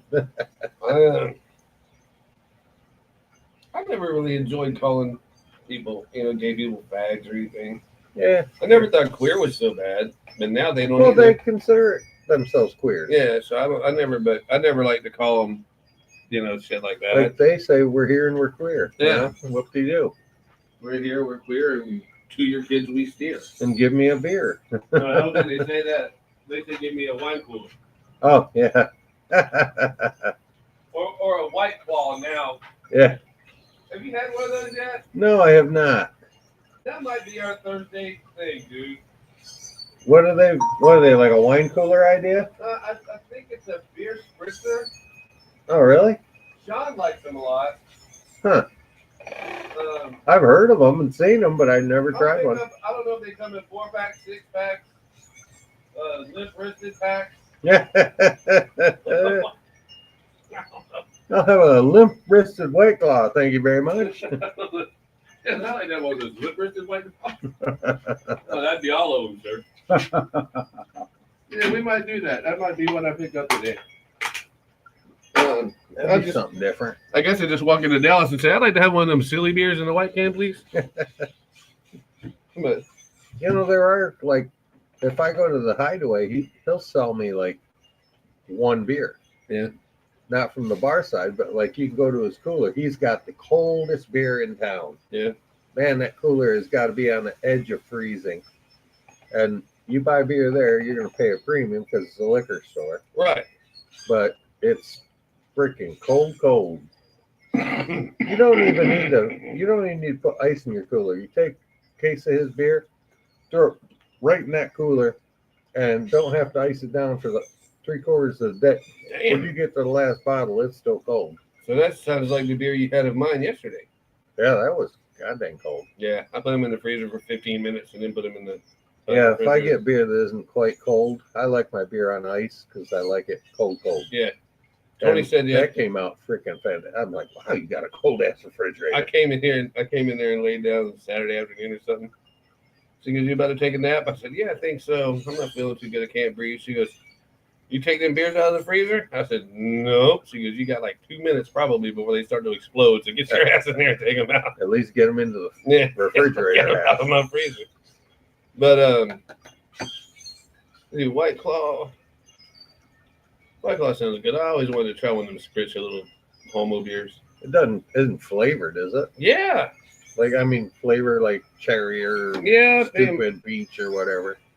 I'm pretty sure it is. I hope they got one that's flavored moonshine or something. Like, yeah, I can't ever say as I've tried one. Yeah, we will Thursday. Let's see. Oh yeah, there it is. Oh, it's called hard seltzer. At Walmart, it's $3.90 or $3.48 a can. Holy shit! Holy shit! Yeah, I hope we can buy it singles. Look at that, $20 for 4. No, that's wacky as. Oh yeah, they are flavored. Black cherry. Hold on, I'm getting there. We're doing some education. This is what we call show prep. Yeah. Oh, that's the whole case for $20. Oh, well, that's a good deal. A variety pack. Holy shit! It's iconic hard seltzer. It's not really a beer; it's a seltzer. It's funny. It says variety pack number 1, but it doesn't say how many's in that variety pack. 12 ounces. And let's see. Oh, wait a minute. No, that's the 12 ounces. Well, maybe it's 12 ounces. Yeah, it could be like a mini pack. What flavors though? All right, this should tell us. Pineapple. Oh, pineapple. Holy shit. I like pineapple. Oh, there's raspberry, black cherry, lime, and pineapple. I think we will get 2 pineapples. Yeah, we'll try pineapple. What's pineapple, we both like pineapple. Oh, they have them at Publix 15% off. Good. Well, we're going to... Anyway, I was saying something. I was in there the last time I was at the liquor store. Dallas was in there, and I'm like, if she doesn't know that I'm not crushing on her, then she's just not paying attention. Oh, I already told her you thought she was sweet. And it's just her personality and her hair. She's way too skinny for me to be attracted to her. I mean, she's super nice. I know, but she's always smiling. She's the manager, I believe. Man, if she was heavy set, I'd get my ass in trouble. But she's just everything. She's just pretty, and her hair is just. I'm a sucker for hair, dude. If she lets her hair out of that ponytail, oh my god! I asked her one day, "Do you ever wear your hair down?" She goes, "Oh yeah, oh yeah." And she goes, "Poof." I know. It's like a lion's mane. It's just perfectly straight. I mean, like almost iron straight. Beautiful, absolutely beautiful. It was, a lot of people wear their hair pulled back when they're working, and that's the second person that I've said that to. I says, "I'll bet you look good with your hair down natural, like when you're going out she or looks something." Good with it anyway. And this one girl I knew, she says, "All right, I'll put it down for you," and she lets her hair down, and I'm like, "Damn, it's like a whole different person." I remember the first time. I mean, I remember the very first time I saw Dallas. I'm like, "Oh God!" Oh, and the one girl that I said that to, I remember now who it was. Her dad was a DJ up here in Sebring on the Cowboy Channel, and she was a jail guard. Oh, wow. She was a tough chick. I bet so. Robin's here. And I always said to her, "Don't tase me, bitch." Every time I see her at the bar, I go, "Don't tase me, bitch." Robin's here. Yeah, don't tase me. Don't tase me. Oh, you're the first on the list. Anyway, what I told Dallas, I said, "Well, we do that morning show, but I said, and we talk about you every once in a while. I said, but I promise it's always respectful. Always nice. Yeah. Lisa, maybe not so much. Dallas, but Lisa, she had it coming. Oh yeah. You don't walk around dressed like that and not expect it. I see. Lisa's a good-looking woman too. Yeah, she's nice. Nice person too. Yeah, she is. I still. Did you tell her that I should go over there and start helping her with her hugs? No, I haven't seen her. And as a matter of fact, the last time I did see her, she said Stop talking about my titties. 2 weeks in 2 weeks I'll have the stuff all together and make that drink that you guys want. Oh, that's good. So that's about now. Yeah. But I gotta I'll just find have her. out. I'll say, make me a mixture so I can bring it home. Tony's not coming in here again. No? I don't know. But Tony probably would. Tony's real fun. Yeah, I was shocked to see you both sitting there. I walked in, I'm like, holy moly. So how you doing this morning, Robin? The wife is not working today, so I took the day off so I can spend some quality time with the wife. Oh, okay. Get a little, maybe get some poke in there. I thought you wanted to spend quality time with us. Oh. No poke here, though, buddy. Yeah, I'm not poking you guys. Oh, that won't come out. Try to bleach that. I don't know what that is. Yeah, no poking here, Buttercup. We'll not know. All of our innies are outies. Oh. Yeah, if you get my drift. So how's the weather up in the Great White North today? Weather, it's like -7 Celsius. Oh, lovely. That's not bad. It's not bad. Day. That's a summer day for you. Yeah. I told Tim we were talking to 2-4. I guess it was Saturday, and he's out there at like three above zero and 3 above 0 Celsius, and he's just got a sweatshirt on. And half unzipped. Half unzipped, like, what's up? And I'm like, Jesus Christ. There's sun behind everything. It looked normal. Yeah, he's the type of guy who wears shorts when it's -10. Apparently, because he was all dressed like he was just gonna go hang out, you know. I'm like, and I'm over here with long pants and shit on. I knew people up in New York were like that. Yeah. They'd put a flannel shirt on. I'd be in a parka with the hood wrapped around me, gloves, 3 shirts, pair of long underwear, long pants, 2 sets of socks, and work boots. And they're out there in a freaking flannel shirt, not buttoned. Yeah, we wearing a T-shirt under that. And I'll be like, "What are you freaking crazy?" We're gonna test drive White Claw on Thursday, Robin. Oh, White Claw. Never had it. We're gonna go with pineapple. We're gonna go with pineapple. I might invite Sean, my lawyer guy, on that morning and see if he'll hang out because he's the White Claw guy. Oh, really? Yeah, he loves that shit. Huh. The only thing White Claws are good for is shooting. Yeah, that might be true. It's got an alcohol. Oh yeah, Not like we got tricked on this cranberry. No, but that shit was good. Grapefruit. It's grapefruit, but that stuff was good. But I'm telling you, Tony said throw that shit away because both. Yeah, that donkey thing that looked really good. It was really good, but me and Tim both got crazy that day. Yeah. And there wasn't enough vodka in this house to get us that crazy. So Tony said, throw that away. I said, no, we'll save it for if a girl comes over. Yeah, last night my wife and I went to the American Legion. I had to throw myself out because apparently tequila Jello shots and Tim don't get along because I was getting a bit boisterous and I yelled the F-bomb out loudly. And the whole half a bar looked at me and my wife said, shut up. But you know what, though? If you'll remember yesterday morning when you came over here and you said, no, come over there and do the laundry or whatever. Yeah. And you kept hitting me like that and you kept doing it. And I'm like, Tim's fucked up already. I'm like, he's touching me and shit. I'm like, Tim's drunk already. I was like punching him in the arm. Yeah, just playing around. He was just playing around. Yeah, because he made a comment the day before. He says, hey, he's not a huggy, touchy kind of guy. And I said, well, how? I've kind of like gave you a little jab in the arm, not hard or nothing. I says, does that offend you? And he goes, no. So I did it a couple more times just to check the water. Just to make sure, right? Just don't if I got knocked out of this chair, I know, well, I'll cross line. No, listen. Tim's healthier than I am, and he's bigger than I am. I would just take that shit. I'd be like, all right. There ain't gonna be no hugging, You though. know, just don't hug me. Me and the wife, we shut the bar down last night. Like, we Oh, literally shut the bar down. Like, they locked the door behind us when we walked in. Oh, I've had that happen to me before. Oh, And then the it was cops good. are on the way. yeah, that's a different reason for shutting it down. Oh, yeah, that was in the middle of the day. They locked the door behind us, told us to leave. It's like It's a that bar. little It's strip like bar. that bartender song, you know. By who is that?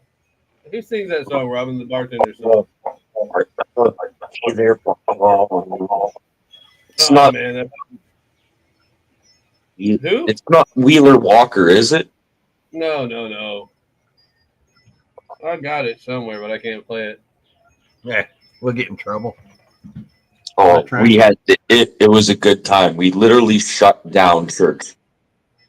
Rehab. Yeah, Rehab. There we go. Rehab. That's one of my favorite songs, just on all of my playlists. I think I need to go there. Yeah. No, you don't. Hey, I'll need to come go to with you, rehab. Tim. If you All right. I'll You come don't with need to go to rehab. You just need to go take a piss. We'll make a weekend of it. Yeah. It's like, honey, I Yeah. went to rehab for you. What more do you want on me? Yeah. No, that's just a concert. Oh, well, rehab is rehab. I mean, you didn't speculate. My rehab has beer. That remember we were talking about the banyan trees the other day, Rob? Yeah. Yeah. And that thing behind me right now is squalling. We got so much wind here right now. It just that thing is just rubbing together. Oh, And when it rubs together like that, that means it's just going to make all those other limbs graft onto it. If you leave them alone long enough, they will become one tree at the base. I love it, man. Everybody else is like, I hate that tree, and I'm like, well, you hate in your yard, motherfucker. that's hilarious. This is my jungle. Leave it alone. And it really, it is a jungle too. Oh, don't forget, I got to get that chainsaw. Yeah. And don't forget to take those two blades out. Welcome to the jungle. Yeah, that's what I was thinking too. Yeah, because we can just accidentally forget to put I might want those gloves too. Oh yeah, all that shit. I forgot I about don't that. want to take all that shit. I don't want to. No, I you don't don't want want to it to feel look dirty. like you pilfered it. Yeah, I just want to take those two blades out because those. Oh, I guys got to fell put out. there was the gloves and safety glasses. I got to throw them back in there. Yeah, Forgot probably about would. that. Yeah. Hey Tim, do you have all your fingers? Yes. He almost didn't. Yeah, I He almost didn't. I caught 4 of them on a table saw one time looking at a girl in a bikini, but I healed up. Yeah, but he had to call his wife. Bring towels. Bring towels. Oh yeah, she was in the house and I had to call her on the phone because she couldn't hear me. And I'm like, you need to come out here right now and bring some towels. I mean, a lot of towels. She's like, oh no, what has he done now? You see, this is a good carpenter. He knows not to put the saw blade up too high. Yeah, it was just about Enough to less than a hurt. 1/4 inch above the wood. And when I looked up, the board kicked up a little. And of course, Nice. the first instinct is to slap it back down. Down, yeah. The forehead.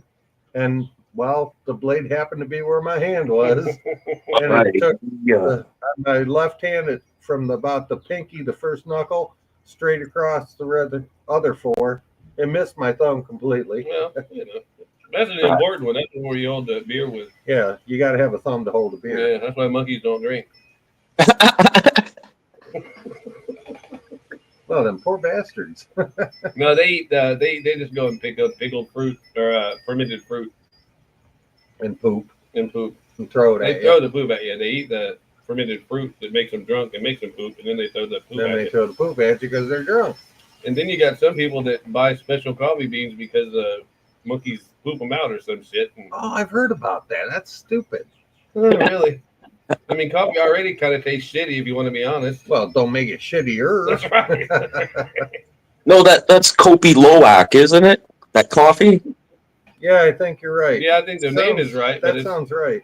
That's Maybe- cat shit. It's cat shit coffee. See? it's what? It's cat shit coffee. It's not bat shit. Cat. Cat shit. It's not- Yeah, like meow meow. Like how do Chinese walk their cats with a dash of soy sauce? Cat shit. Yeah, yeah. I'm gonna write a book, 101 Ways to Walk a Dog.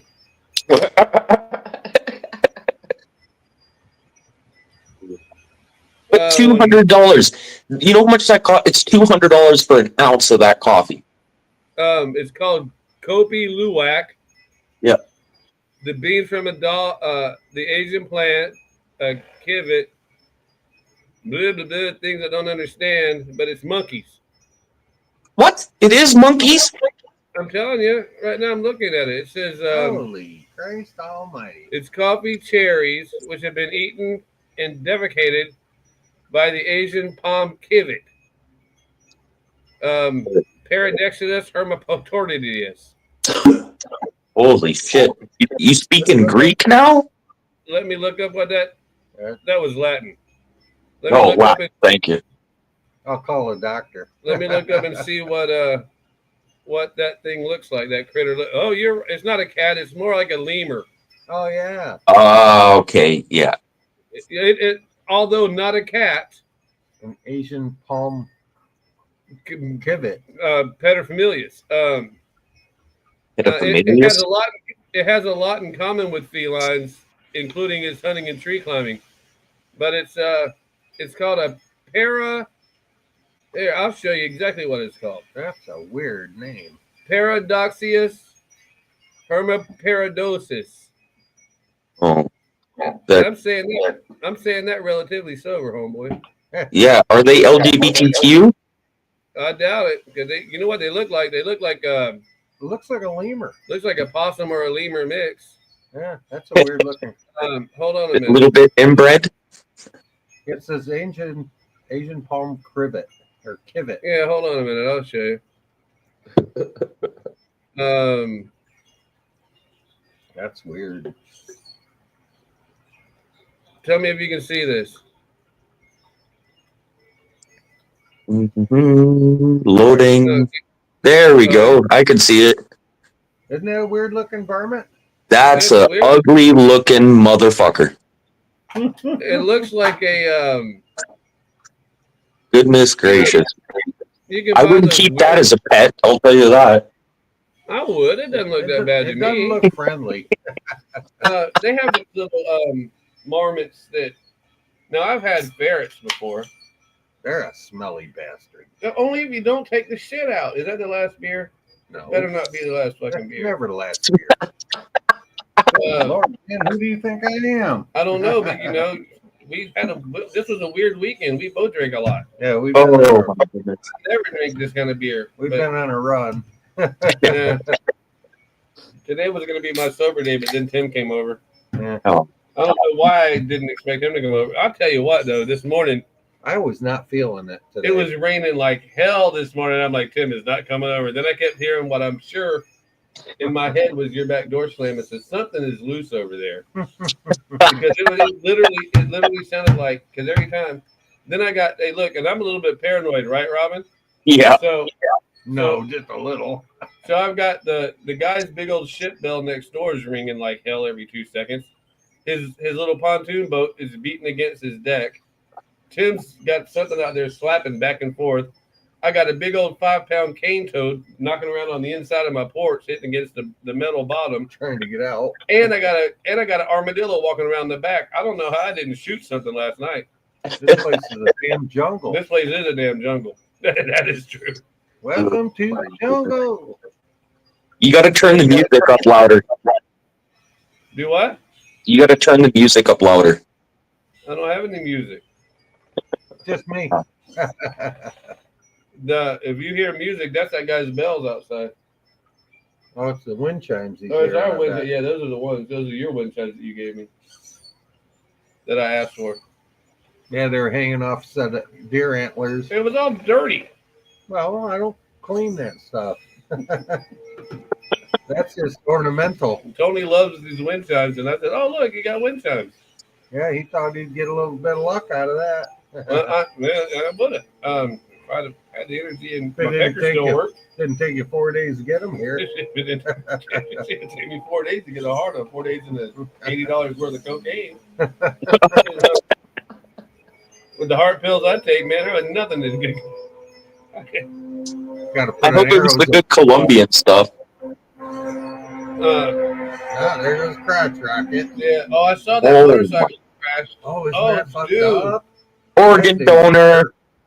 We had a local guy that crashed his motorcycle, and I don't know how he lived through that shit because that thing is there's like it's He got tore up pretty good. He busted both legs, bunch of ribs, an arm, all kinds of shit. geez because he Because in Florida here, you don't have to wear a helmet. So a lot of these guys that are riding these crotch rockets at 100 plus miles an hour are not wearing helmets. Boy, Yeah, that's I call them organ donors. Yeah, exactly. yeah, but you know Like fill out the card before you hop on that bike, buddy, because somebody's gonna need that. someone asked me this is no joke. Can I have your retinas? Somebody asked me about you can have mine. They'll be scattered all over the highway. Someone asked me a couple years ago, would you like to be an organ donor? And I'm like, yeah. Yeah, right. I don't wish that on nobody. My lungs are gone. Yeah, and you don't want my liver or kidneys either. If it wasn't from the burn pits that I inhaled actual flames from that burnt my lungs, if that wasn't it, then it's all of this sand that went in there when I was door kicking. That's what put the fire out. If that wasn't there, then I smoke more than A chimney. no, I don't because I used to think so. But Robin smokes a lot more than I do, Oh yeah, he's always firing off. and so I'm like, Jesus Christ! And then you got as much as I drink.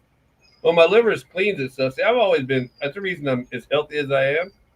Is because when you're deployed, you can't drink. So your liver will rebuild itself in 6 months. Yeah. Well, So I got probably had like 9 new livers. I don't have any problem at all. I've got my spare liver on the battery charger at home right now.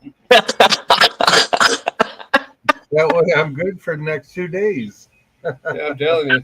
Well, if you think that you're gonna have liver problems, go get arrested or join the military or something. Yeah. No, I don't want to get arrested again. Been there, done that. I knew a guy when I was a prison guard, and he had did almost all of his life in prison from just petty shit. I mean, he would get in trouble and do a year, get out, do a year, get out, and he finally was doing like 6 years for some dumb shit. And he was sick, and they said he got cirrhosis of the liver. And I said, "Now, how in the fuck did you do that with all these time you did in jail?"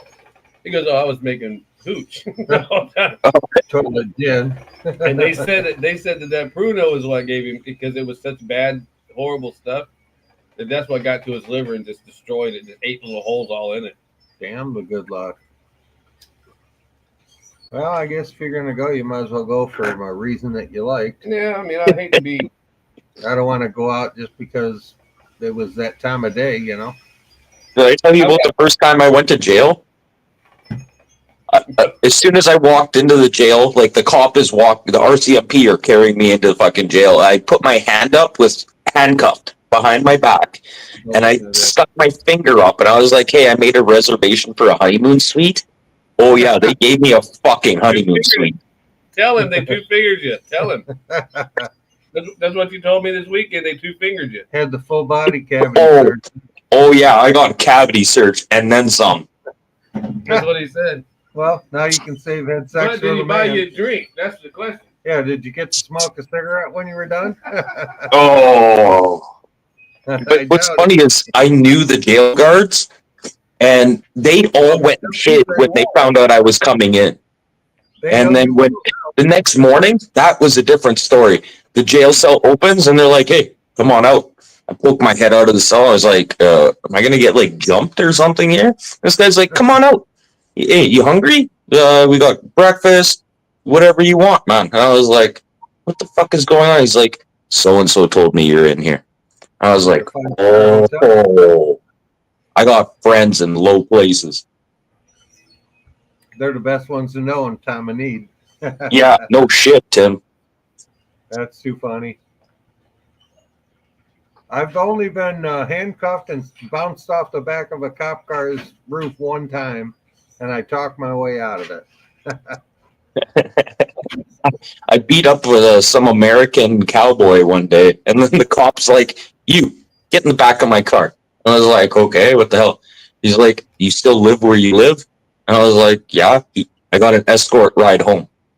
I got arrested one time and they dropped all the charges. So I don't really count that. It's not even on my record. Did you actually get put in lockdown? I was in North Carolina. I walked all the way home.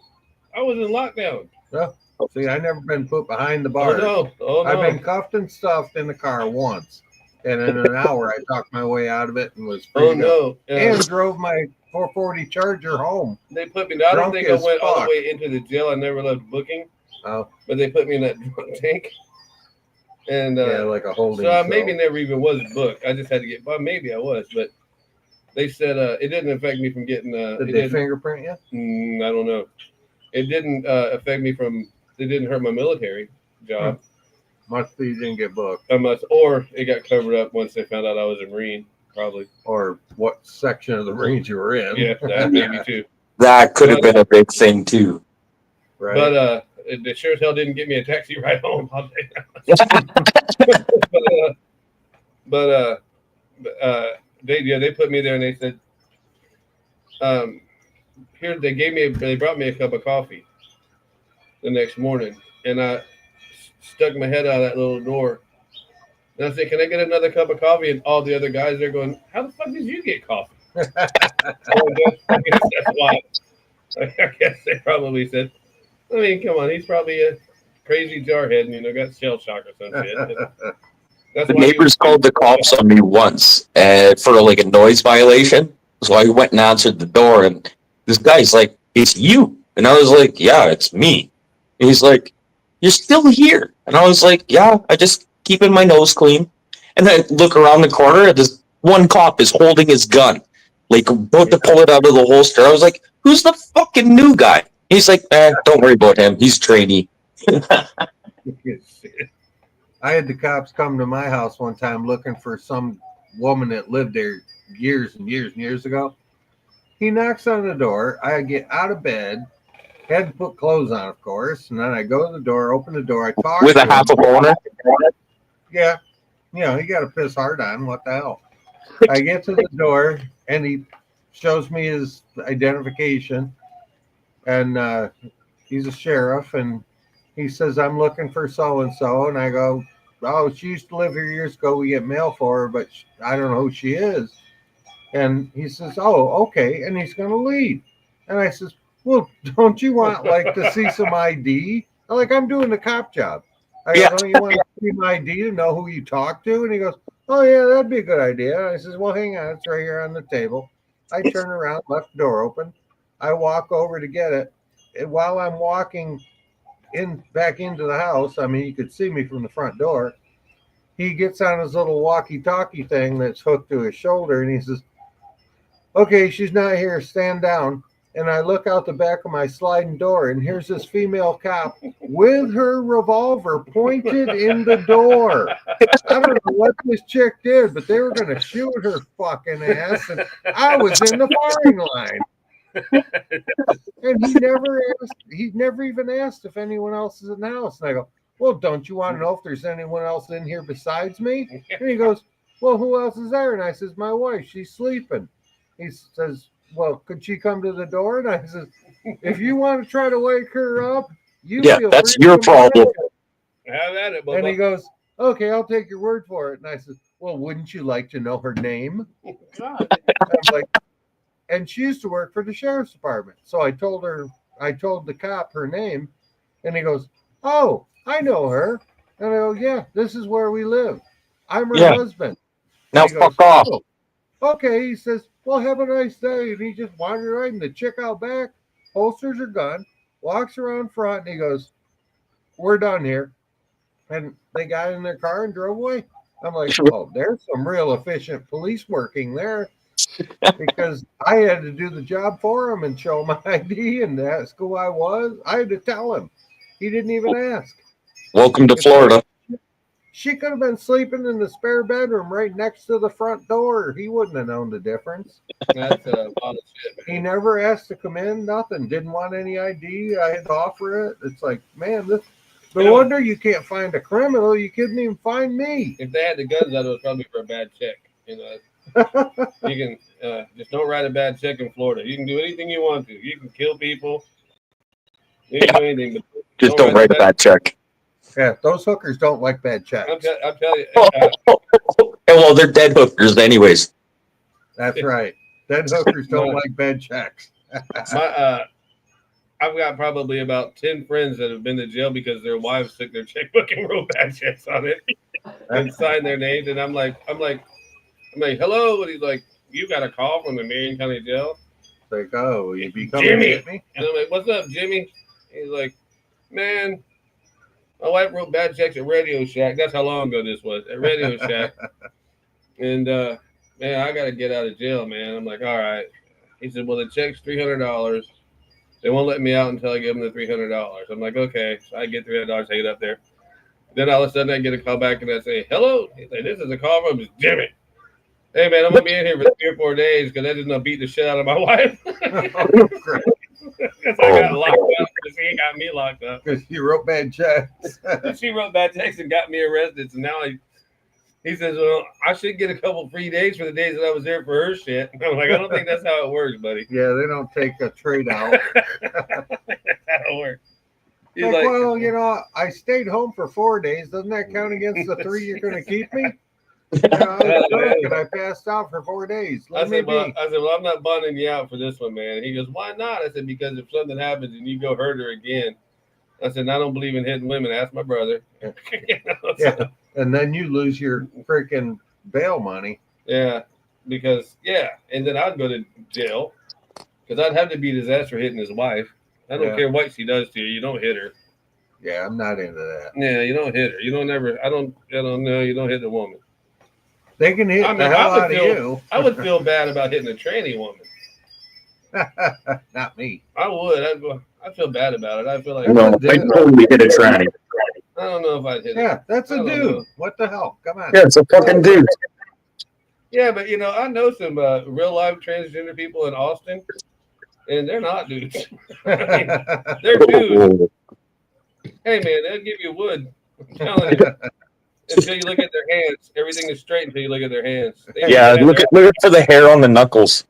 They've already had their apples shaved and everything. They look normal. Their voice is high. Yeah, until they drop their pants. They had that shit walked off. But oh, there he is live. But you know what though? It looks like a salute. What's up? What's Canadian beer, real Canadian beer, Kootenai Mountains. No, because you can't afford American beer because we charge you too much for it. Yeah. No, you guys are charging us for the aluminum cans because no one produces aluminum cans in Canada, apparently.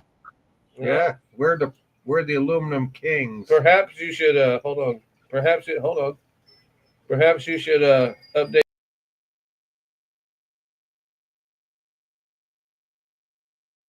Beer for Breakfast Morning Show is brought to you. Oh, there you by go. Us. Show them the beer. Oh. Here. Oh, here we go. Coconut. Oh, Bush. I love Bush beer. Hold on a second. That's all we drink. It's cheaper than Broom. Bush Ice. Oh. Yeah, 6%. We don't have Bush Ice, do we? Yeah. 6% alcohol. This will put us. This does something in your step. Seriously, like you will like black out after drinking a few of these. You got we have natural ice down here. Natural ice is that's 6. Hold on. We have natural ice down here. I like Ice House. Oh, hey, check out my St. Patty's Day shirt. Nice. Oh yeah, happy St. Patrick's Day, you guys. Here, cheers. Yeah. It's the Irish drunk off. Irish Cinco de Mayo. Irish. At the Legion on Friday for Taste the Ace, they put green dye in all the beer. Oh yeah, they do that around here too at the clubs, and you end up with green lips by the time you leave. And then green poop the next day. No, I'm sure. I don't know. Me and Tim don't look at our poop. What's wrong with you? I try not to look. I like to show the wife. Be like, babe, look what I did today. A buddy of mine laid a log one time, and it was it was 3 feet long, and it just like a Dole Whip. It curled up. That came out of me. Babe, look, this came out of me. Yeah, it's like, dude, check it out. And I'm like, I don't want to see your shit. He goes, no, I took a picture. And he shows me on his phone. It's like, what are you, freaking crazy? They do that on South Park. They have a whole episode on that on South Park. Oh, I believe that. Oh, South my Park goodness. is crazy. Do you guys get South Park? Yeah, I know it's. I watched South Park growing up as a kid. Yeah. I thought that they banned it from them because they pick on Canada so much. Oh, they do. They bust on the Canadians terrible. I'm Canadian with the half heads. With the two half heads. Yeah. You bastard! And you killed Kenny. And they just now figured out that Kyle's little Jewish brother isn't Jewish and he's Canadian. And he's just Canadian. Yeah. Now he puts on this mounted when Canadian mounted police. He puts on his little RCMP or whatever uniform, and he's walking around and shit. He's gonna go over and help Canada fight the good fight. They don't even have any guns to fight with anymore. Oh yeah, they just put another 175 guns. And what's funny, goose guns, a single shot shotgun, a goose gun, they want to ban. What the fuck are you gonna rob with a goose gun? You ever see a goose gun? You can't even walk through a door with it. Like you'd be like, oh shit, sorry, I can't get through the door or even rob you with this. It's like, hey, I'm gonna rob you. Give me a minute. I gotta get this son of a bitch through the door. Exactly. Can't you open that other swinging door for me? I can't quite get the goose gun in to shoot your ass. Not only that, and I only got one shot. Well, I thought y'all gassed the gooses anyway. Geese, gooses. Geese, gooses. I thought y'all gassed them. There's a guy real mad about that right now. Yeah. I don't tell the government about what I have. They don't need to know. Exactly. Yeah, none of their damn business. See, this is what makes Canadians Canadians.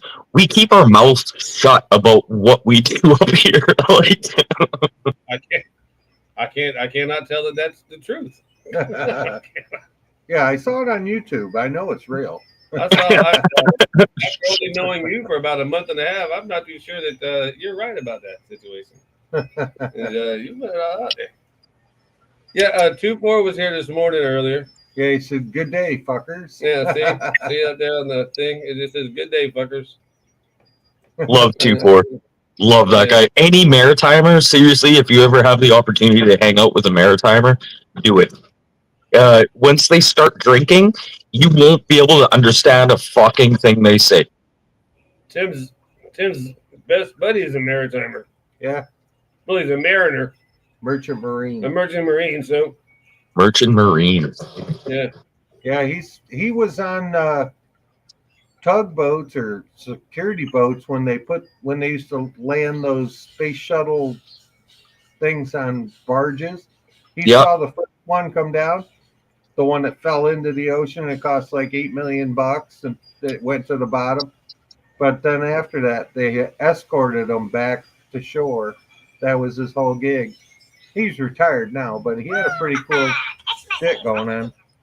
Oh, got a text. Oh, my wife is doing DoorDash. Okay. Oh, what'd she order? She delivers. Mm. She likes to go out and burn the tires off that Mustang for me.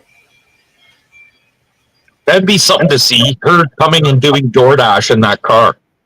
Oh, it's a treat. Every day. Every holy day. Fuck. Like, oh, God, you're doing DoorDash in that thing? Yeah, that's why you better tip her good, because it costs her that much to bring you your food fast. And it gets there fast, trust me. When she takes off, a lot of people say, hang on. She goes, headrest. And if you heard when you hear the last part of the word rest, you're already banged against the back seat. She drives like a crazy girl. So how do you take the day off and not get fired? Because if you work for me, I'd fire you. I told the boss it's the wife's day off. And he's like a family guy. Like he... Can you see that? Oh, yeah. I can see that. That's my Mustang. Oh, she's sweet. Oh, I got to get the angle right. I'm not a Ford guy, but seriously, that's a pretty sweet ride, man. I got a Porsche in the barn. Oh, and I don't drive it anymore. Oh, you wanted a picture of my kitty? Yeah. This is my race car kitty. She's sitting in a car in In a a Pirelli. race tire from 12 hours of Sebring. Of course, you would own an orange cat, man. Oh, Orange cats are crazy. and a it's female, which is he the- says is highly unusual.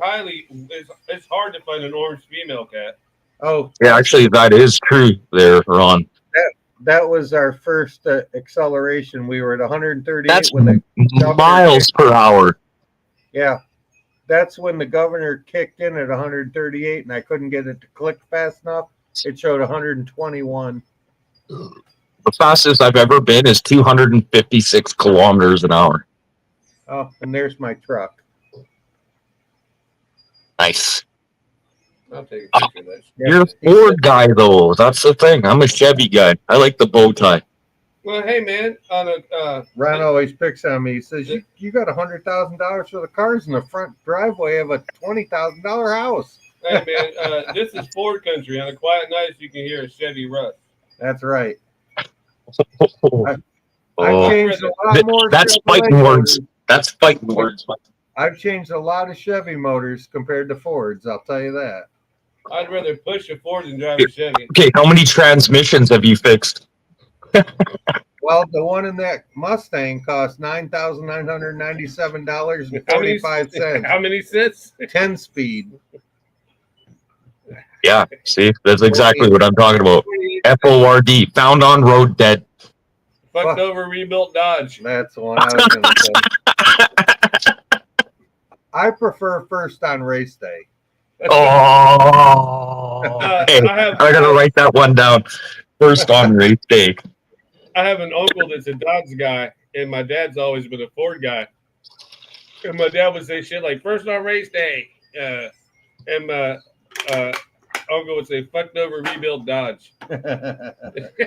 When we get tired of playing with the Dodges, they blow up and they just donate them to Canada. Canada rebuilds them, make them Ford motors. One of the best cars I ever owned was a 68 Dodge Charger 440 Magnum RT. I went 148 miles an hour in that car. That was when I looked down on deacceleration. The speedometer went to 150, and they say if you wind it past the total, it'll bounce to where you were. It used to bounce to about 18. So 150 plus 18, that's 168 miles an hour. And those cars were known to do like 175. They were a fast damn car. Oh shit, eh? Hey, I got something for you to try. There you go. Down, lower. Oh no, he can see it. What is He it? can see Yeah, I can see it. What the hell is that? It says sweetener. No. It's not. No, it's a. You want to know what it is in real life? It's oil for the pressure washer. Oh my goodness. See, you can use this little bottle here, right? Pay attention. And Yep. then you can pour it because it's got a lid. You can pour it into that little hole on the pressure washer. I'd be laughing like hell if that lid just came off and he Yeah, covered and the I table just cleaned with this table oil. this morning with bleach and everything. Oh yeah, he's cleaned up our office very nicely. For the most part, I didn't take all the beer boxes out. Yeah. You We've guys got- have Michelob Ultra down there? Oh, absolutely. That's uh, my favorite beer. When Really? I go Really? to- Zero sugar. How the fuck do you make beer with no sugar? hold on. Hops and barley, my friend. Hold on. Let me just. I'm gonna put up my clone of silence. You see this right here? You see this right here? My clone of silence. I'm Yeah, fine. I see.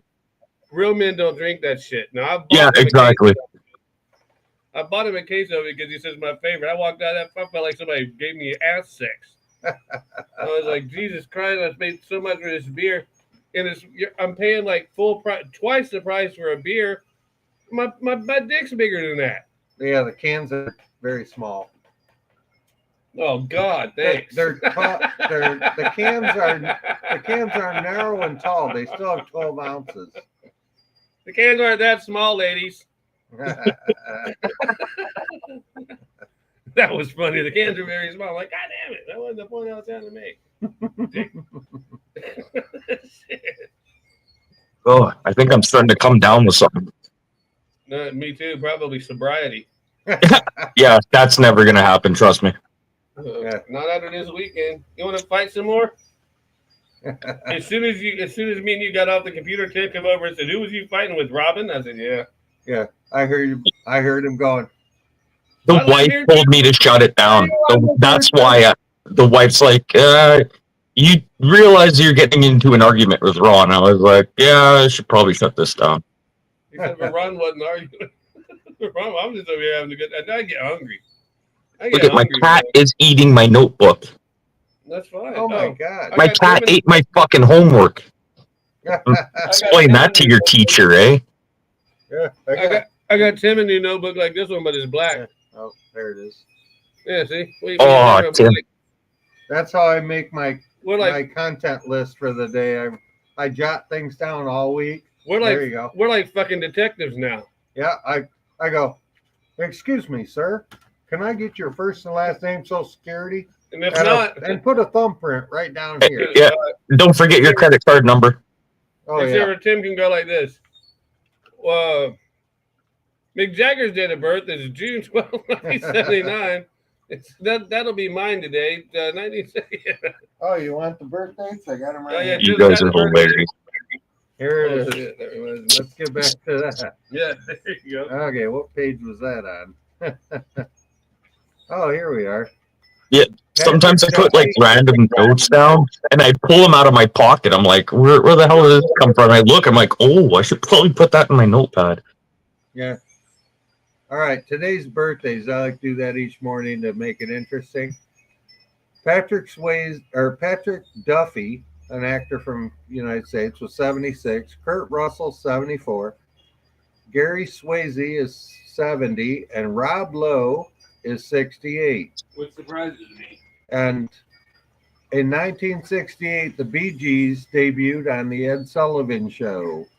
The Bee Gees. Oh, Yeah, yeah. oh, the Bee Gees. I love Bee Gees. I actually, the first CD I ever bought, and I mean CD, was Bee Gees. Right. Really? Yeah. Oh, you're a young punk kid. I didn't know. And Van Halen's Jump was number one today in 1984. Yeah, sweet Van Halen. Love them. Love those guys. Of course, Eddie doesn't care for him anymore. He's kind of dead. Eddie Van Halen. Oh, yeah, he is. He kind of died. That really kind of fucks the band. Yeah, it's not good. Well, look at ZZ Top. Now it's just me. Yeah. Getting rid of David Lee Roth messed that band up. Yeah. Yeah. I David Lee seen Roth. ZZ Top live. The day of their concert, I went to Ticketmaster and I was like, "Hey, what? We probably don't have any more seats left." And she's like, "No, well, how many people do you want to go to the show?" And I was like, "Just me." She's like, "I have the perfect spot for you. Dead center, second row, right there in front of ZZ Top for $60 because it was like 2 hours before the show." Oh my God. You stole that ticket. Wow. I saw What a day. ZZ Top concert once. I was in the nosebleed section behind a pole. That's back when they were doing that walking backwards on the treadmill deal and flipping their guitars around like that. And they were about this tall from where I was sitting. I was so freaking high up. All the smoking in the whole arena, I didn't have to light a joint. I was stoned off my freaking ass when I left that place. Yeah, when I went to, this is Canada's non-smoking period. The amount of joints that were lit when I went to ZZ Top, I was like, holy fuck, I did not realize that you guys are like stoner music like this. Oh my God. ZZ Top. That's like Stoner 101. Yeah, matter of fact, weren't they named after rolling papers? Yeah, zigzags. Yeah, Zigzag. Zigzag. We have Zigzag up here is known as like a puppet club for the 81, the HA. Jesus Hell's Christ. Angels. Can we not get into your fantasy about bikers today, please? Oh, good. Yeah, I think somebody just rolled down my driveway. 81 is what he calls Hell's Angels. because 8 is the letter H and 1 is the. And he's got this fantasy. He's got this fantasy that. I'm already halfway through a joint and I'm getting paranoid.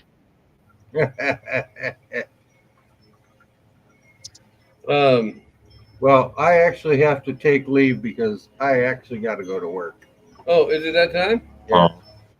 I got to go supervise a tear out job that I have to do the flooring for. Incoming. It's not for me. It sounds like one of them planes will land on the water. It kind of does. Oh shit, Tim, are you smoking weed too or what? No, we just hear you don't hear the chopper behind us? It's a chopper. Like a chopper, yeah. Yeah. It's definitely a chopper. Yeah. I can't quite hear it. All I can hear is the wind chimes. Yeah, I got to get out of here before the CAI busts in. Yeah. Hey, take it easy, Tim. Be safe, man. Have a good day. Have a great week, okay? Yeah. Got my tea also. Happy days. Happy days. All right, take care, man. Be good. If you can't be good, have fun. Always. If you head back this way sometime within the next, I don't know how long you're gonna be gone. Maybe a couple hours. Okay. I'll wake her up to go get smokes then. Okay. All right. Have grab me a pack. No. All right. Yeah, no problem. I'll find some money. All right. I got you. All right. I should mail you some Canadian contraband cigarettes. That'd be so funny for you to get a box. Here, I'll show you what these Canadian cigarettes look like.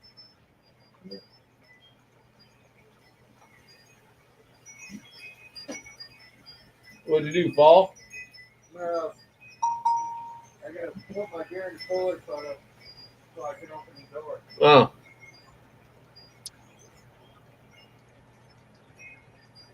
Yeah, you showed me that. You showed us that. Made on Mohawk territory. Yeah, that's awesome. This is how they get away with not paying taxes. You can order these on the internet. They mailed to me from BC here in 2 days. What about that poor Last Mohican guy? Last Mohican. Yeah. So how could they, if they killed the Last Mohican, then how could there be any more Mohawks? Yeah, you know what? You're actually kind of right about that.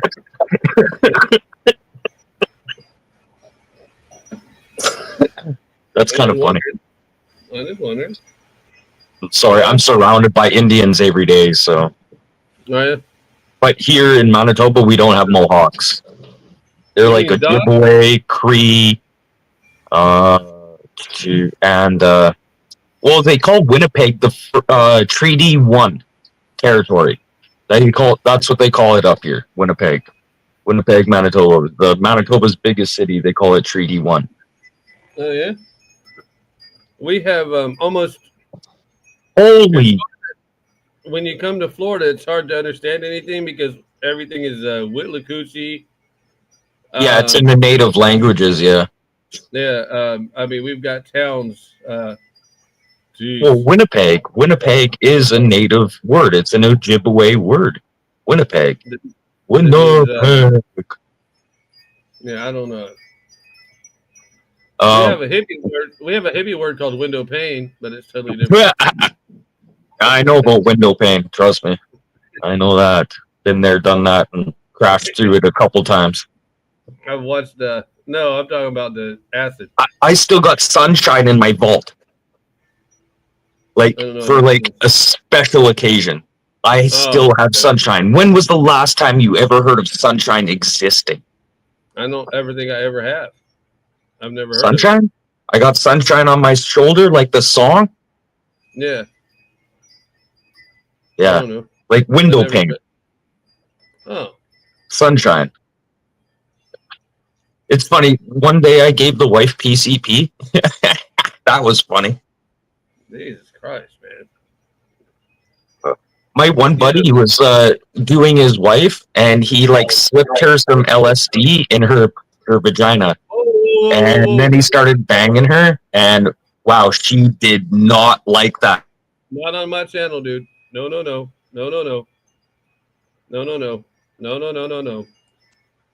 Had to mute you, sorry. I had to mute you on that one. No, Okay. no. No. No, like I know some crazy freaking people. I have, yeah, me too. But I have bills to pay. Touche.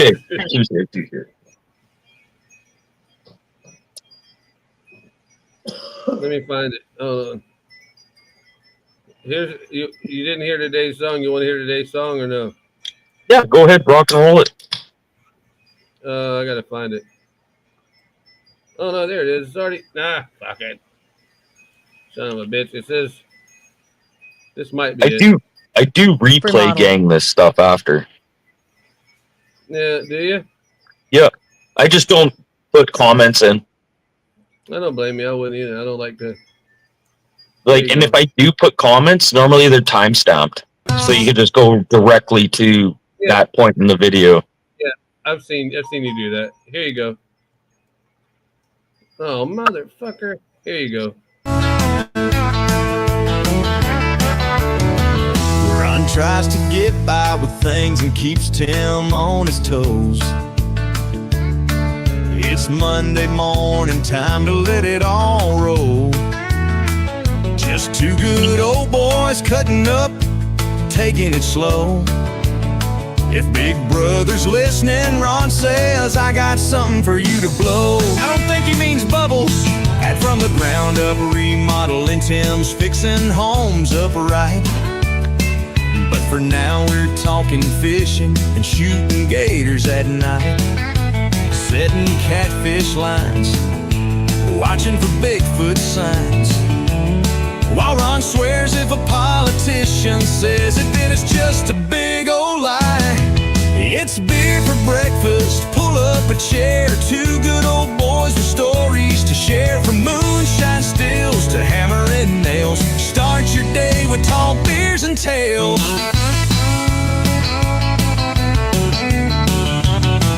Tim's got a plan, and a saw in his hand. If it's broke, he'll fix it, best in the land. Ron's out in the swamp, ducking fed drones in flight, saying if they find my steel boys, it's time to fight. Yeah, that uncomfortable Robin from the 51st state might stop by to tell us Canada's fate. We don't get his slang and he's always late, but at least that Canuck don't call us mate. Manitoba's flat. They're Canada's flat. So We're like birds. Kick off the day with Tim and Ron laughing away. Matter, man. It's all fucking. No, I made that. All I did was change. All I changed it was from Friday to Monday because I was late. Oh, but you changed the bubbles thing. Because before, on the other bubble, when you said the bubbles thing, it was more like directed at Tim. You know what I mean? Like if you go back and listen, it's more directed at Tim. But this time it wasn't directed at him. Oh, The no. bubbles comment. Yeah.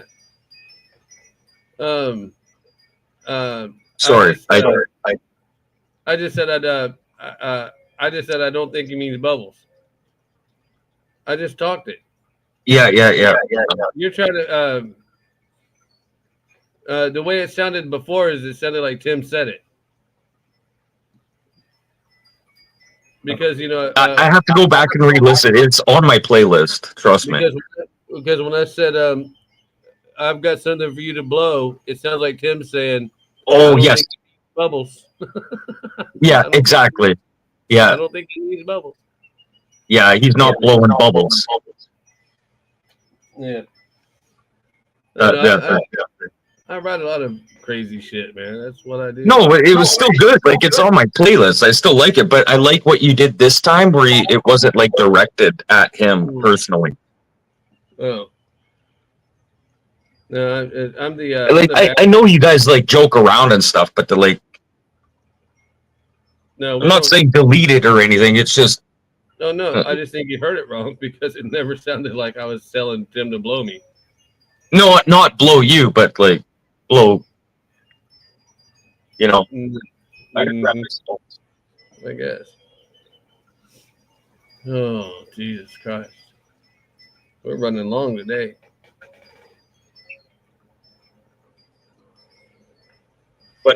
I like both those intros. They were really good. Like, man, I don't know how you have the time and patience to be able to do that shit. Oh, it's easy. I just do it. That's hilarious, man. I have a buddy, he's writing an intro for my show right now. He's just too messed up on mushrooms and LSD to be able to do it right now. If I knew enough about you, I'd write you one. I don't know enough about you. Yeah. See, that's the thing. That's why I want him to write it. Yeah. Mine would be offensive if I wrote it. You know what? It would be interesting. By all means, it would be definitely interesting if you wrote my song for an intro. Like, I might write you one just for shits and giggles. Hold on for a minute. Hey, keep don't, talking. please don't. Please don't. No. I'm not, look, dude. I'm not. I just need you to keep talking for a minute while I run in and get some ice. Okay. And then I'll finish this beer. Oh, yeah. Really? You're like dead ass like that right now? You gotta be kidding me. My cat is totally dead ass right now after just going ballistic. I thought I was gonna have to lock her in a cage. My nose has this runny thing lately. It's not that I'm sick. Bird is screaming at me right now. See? This nose thing doesn't stop. Ugh. Wow, I need to.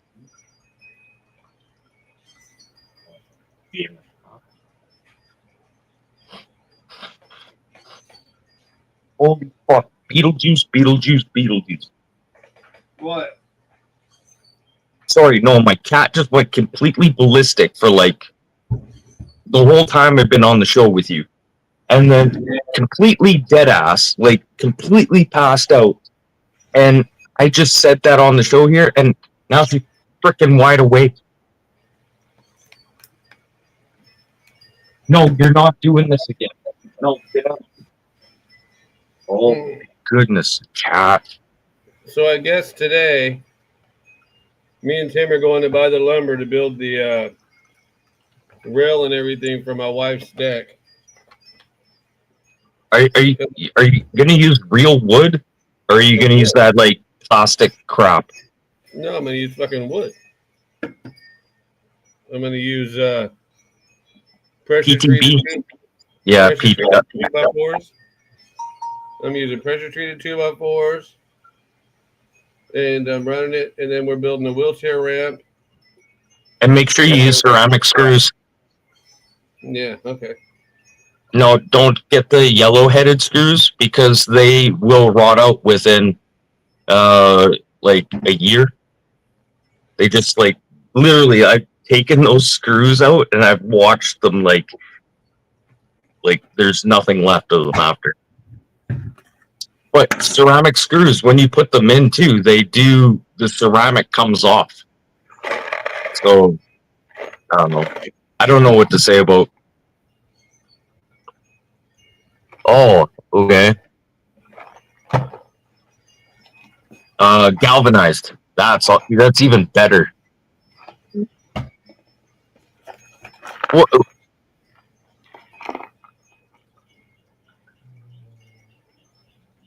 Oh shit! Yeah, that's all galvanized shit. That shit don't rot. We got the nails and we got the screws. This is for your deck? Yeah. No, man. Come on, I have to have one kicking around here somewhere. Always keep a fucking screw handy. Jacket. If there's anything that me and Tim have ever built, it's been decks. And we built a lot of them.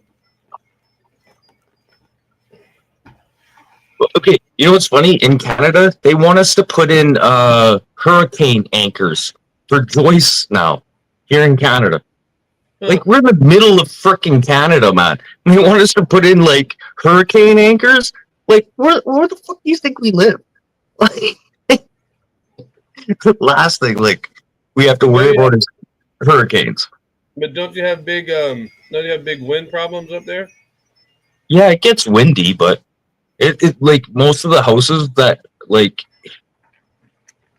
most houses have, like, windshields. Like, trees. Built a lot of them, like, so it's not really that bad up here. Like, people really thought where they were gonna live and built the infrastructure around them. Like, it's, I don't know, windbreaks, tree lines. The government will subsidize you to be able to plant trees as a windbreak if you have so many acres. And they do it also for like the highways in the wintertime, so you don't have drifting. Like windbreaks. Me and Tim are going to do this when nobody's paid attention, so we don't have to pull a permit. That's how me and Tim do things. We don't like windbreaks and stuff like that. No, it should. Oh yeah, I know. But if you do it, okay, in Canada, if you do it yourself, you do not need a permit, but it still needs to be inspected. Yeah, well, they're not. I'm just gonna tell you, they're not gonna come inspect my property. Yeah, exactly. I know a lot of people do the same shit up here, man. I don't fucking care what you do. Most people are. There are so many houses we've built that the inspector just whatever, and we tell him. He thinks he's telling us something, and we're telling him like this is it, and he's like, okay. I'm just here to do my job. Blah, blah, blah. Bye. Yeah. Check. And then on his way. We got a cold front coming in here. I got jackets and shit on, and it's 71 What? Fahrenheit. 71. Rained all night. That's crazy. And then the dampness. That's another thing that brings it down, eh? It is damp here. It is damp here. Yeah. I remember, was it not last year, 2 years ago? Oh, no, when we had the flood. A couple of years ago, our town that's closest to me, it flooded out. It rained. What's easier? Do you know inches? No. You mean in towns in Canada? Okay, no. It was Minnedosa, Manitoba. It flooded out completely. It rained like 15 inches in 2 hours. Like everything. Like me and the wife couldn't get out of the yard. Like, yeah, the whole town shut down. Everyone came to sandbag, and then they put a seismology device on the dam to make sure it wasn't going to fucking explode. Like, really? It was insane. So for almost 10 weeks, we were sitting there not 10 weeks, 10 days. We were sandbagging. It was fucking crazy. It happened twice. Not as bad the first time. The second time was really bad. I never did any sandbagging. Oh. They do a lot of them. A lot of my neighbors did, but I've always lived high enough that even during the hurricanes, I don't sandbag shit. At my place, I didn't sandbag. I just went and sandbagged other people's homes. Yeah.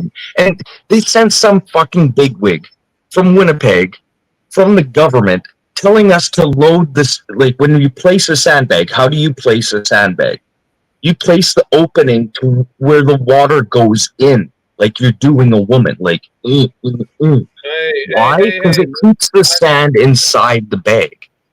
And then this Winnipeg bigwigs telling us to lay sandbags the wrong way. I'm like, I'm educated. I went to university. Obviously, you've never sandbagged before, so you can. There's the door. you can F right off right now. Yeah. Like, I don't know how many guys I've warned about this guy. Don't listen to a fucking thing this guy's saying right now, because I'm telling you. yeah, he's educated, but do you see him laying a sandbag? Yeah. I never do. All right, it's 10 Exactly. o'clock, man. This is our log off time. Okay, well, rock and roll. Yeah. Thanks, man. No. This is fun. This is but we both I hear my wife waking up and Tim's gone, No, and this is our time to call it out. So we're calling yeah, it out, brother. I got some wife time I got to deal with. Yeah, you handle that. We'll talk to you later. Yeah, for sure. Thanks, man. Beer for Breakfast Morning Show is brought to you by Ground Up Remodeling. Tim will take care of your needs from the ground up. Truly one of the best in Lake Placid, and we wouldn't let anyone else work on our handyman or home improvement needs. Call Tim today.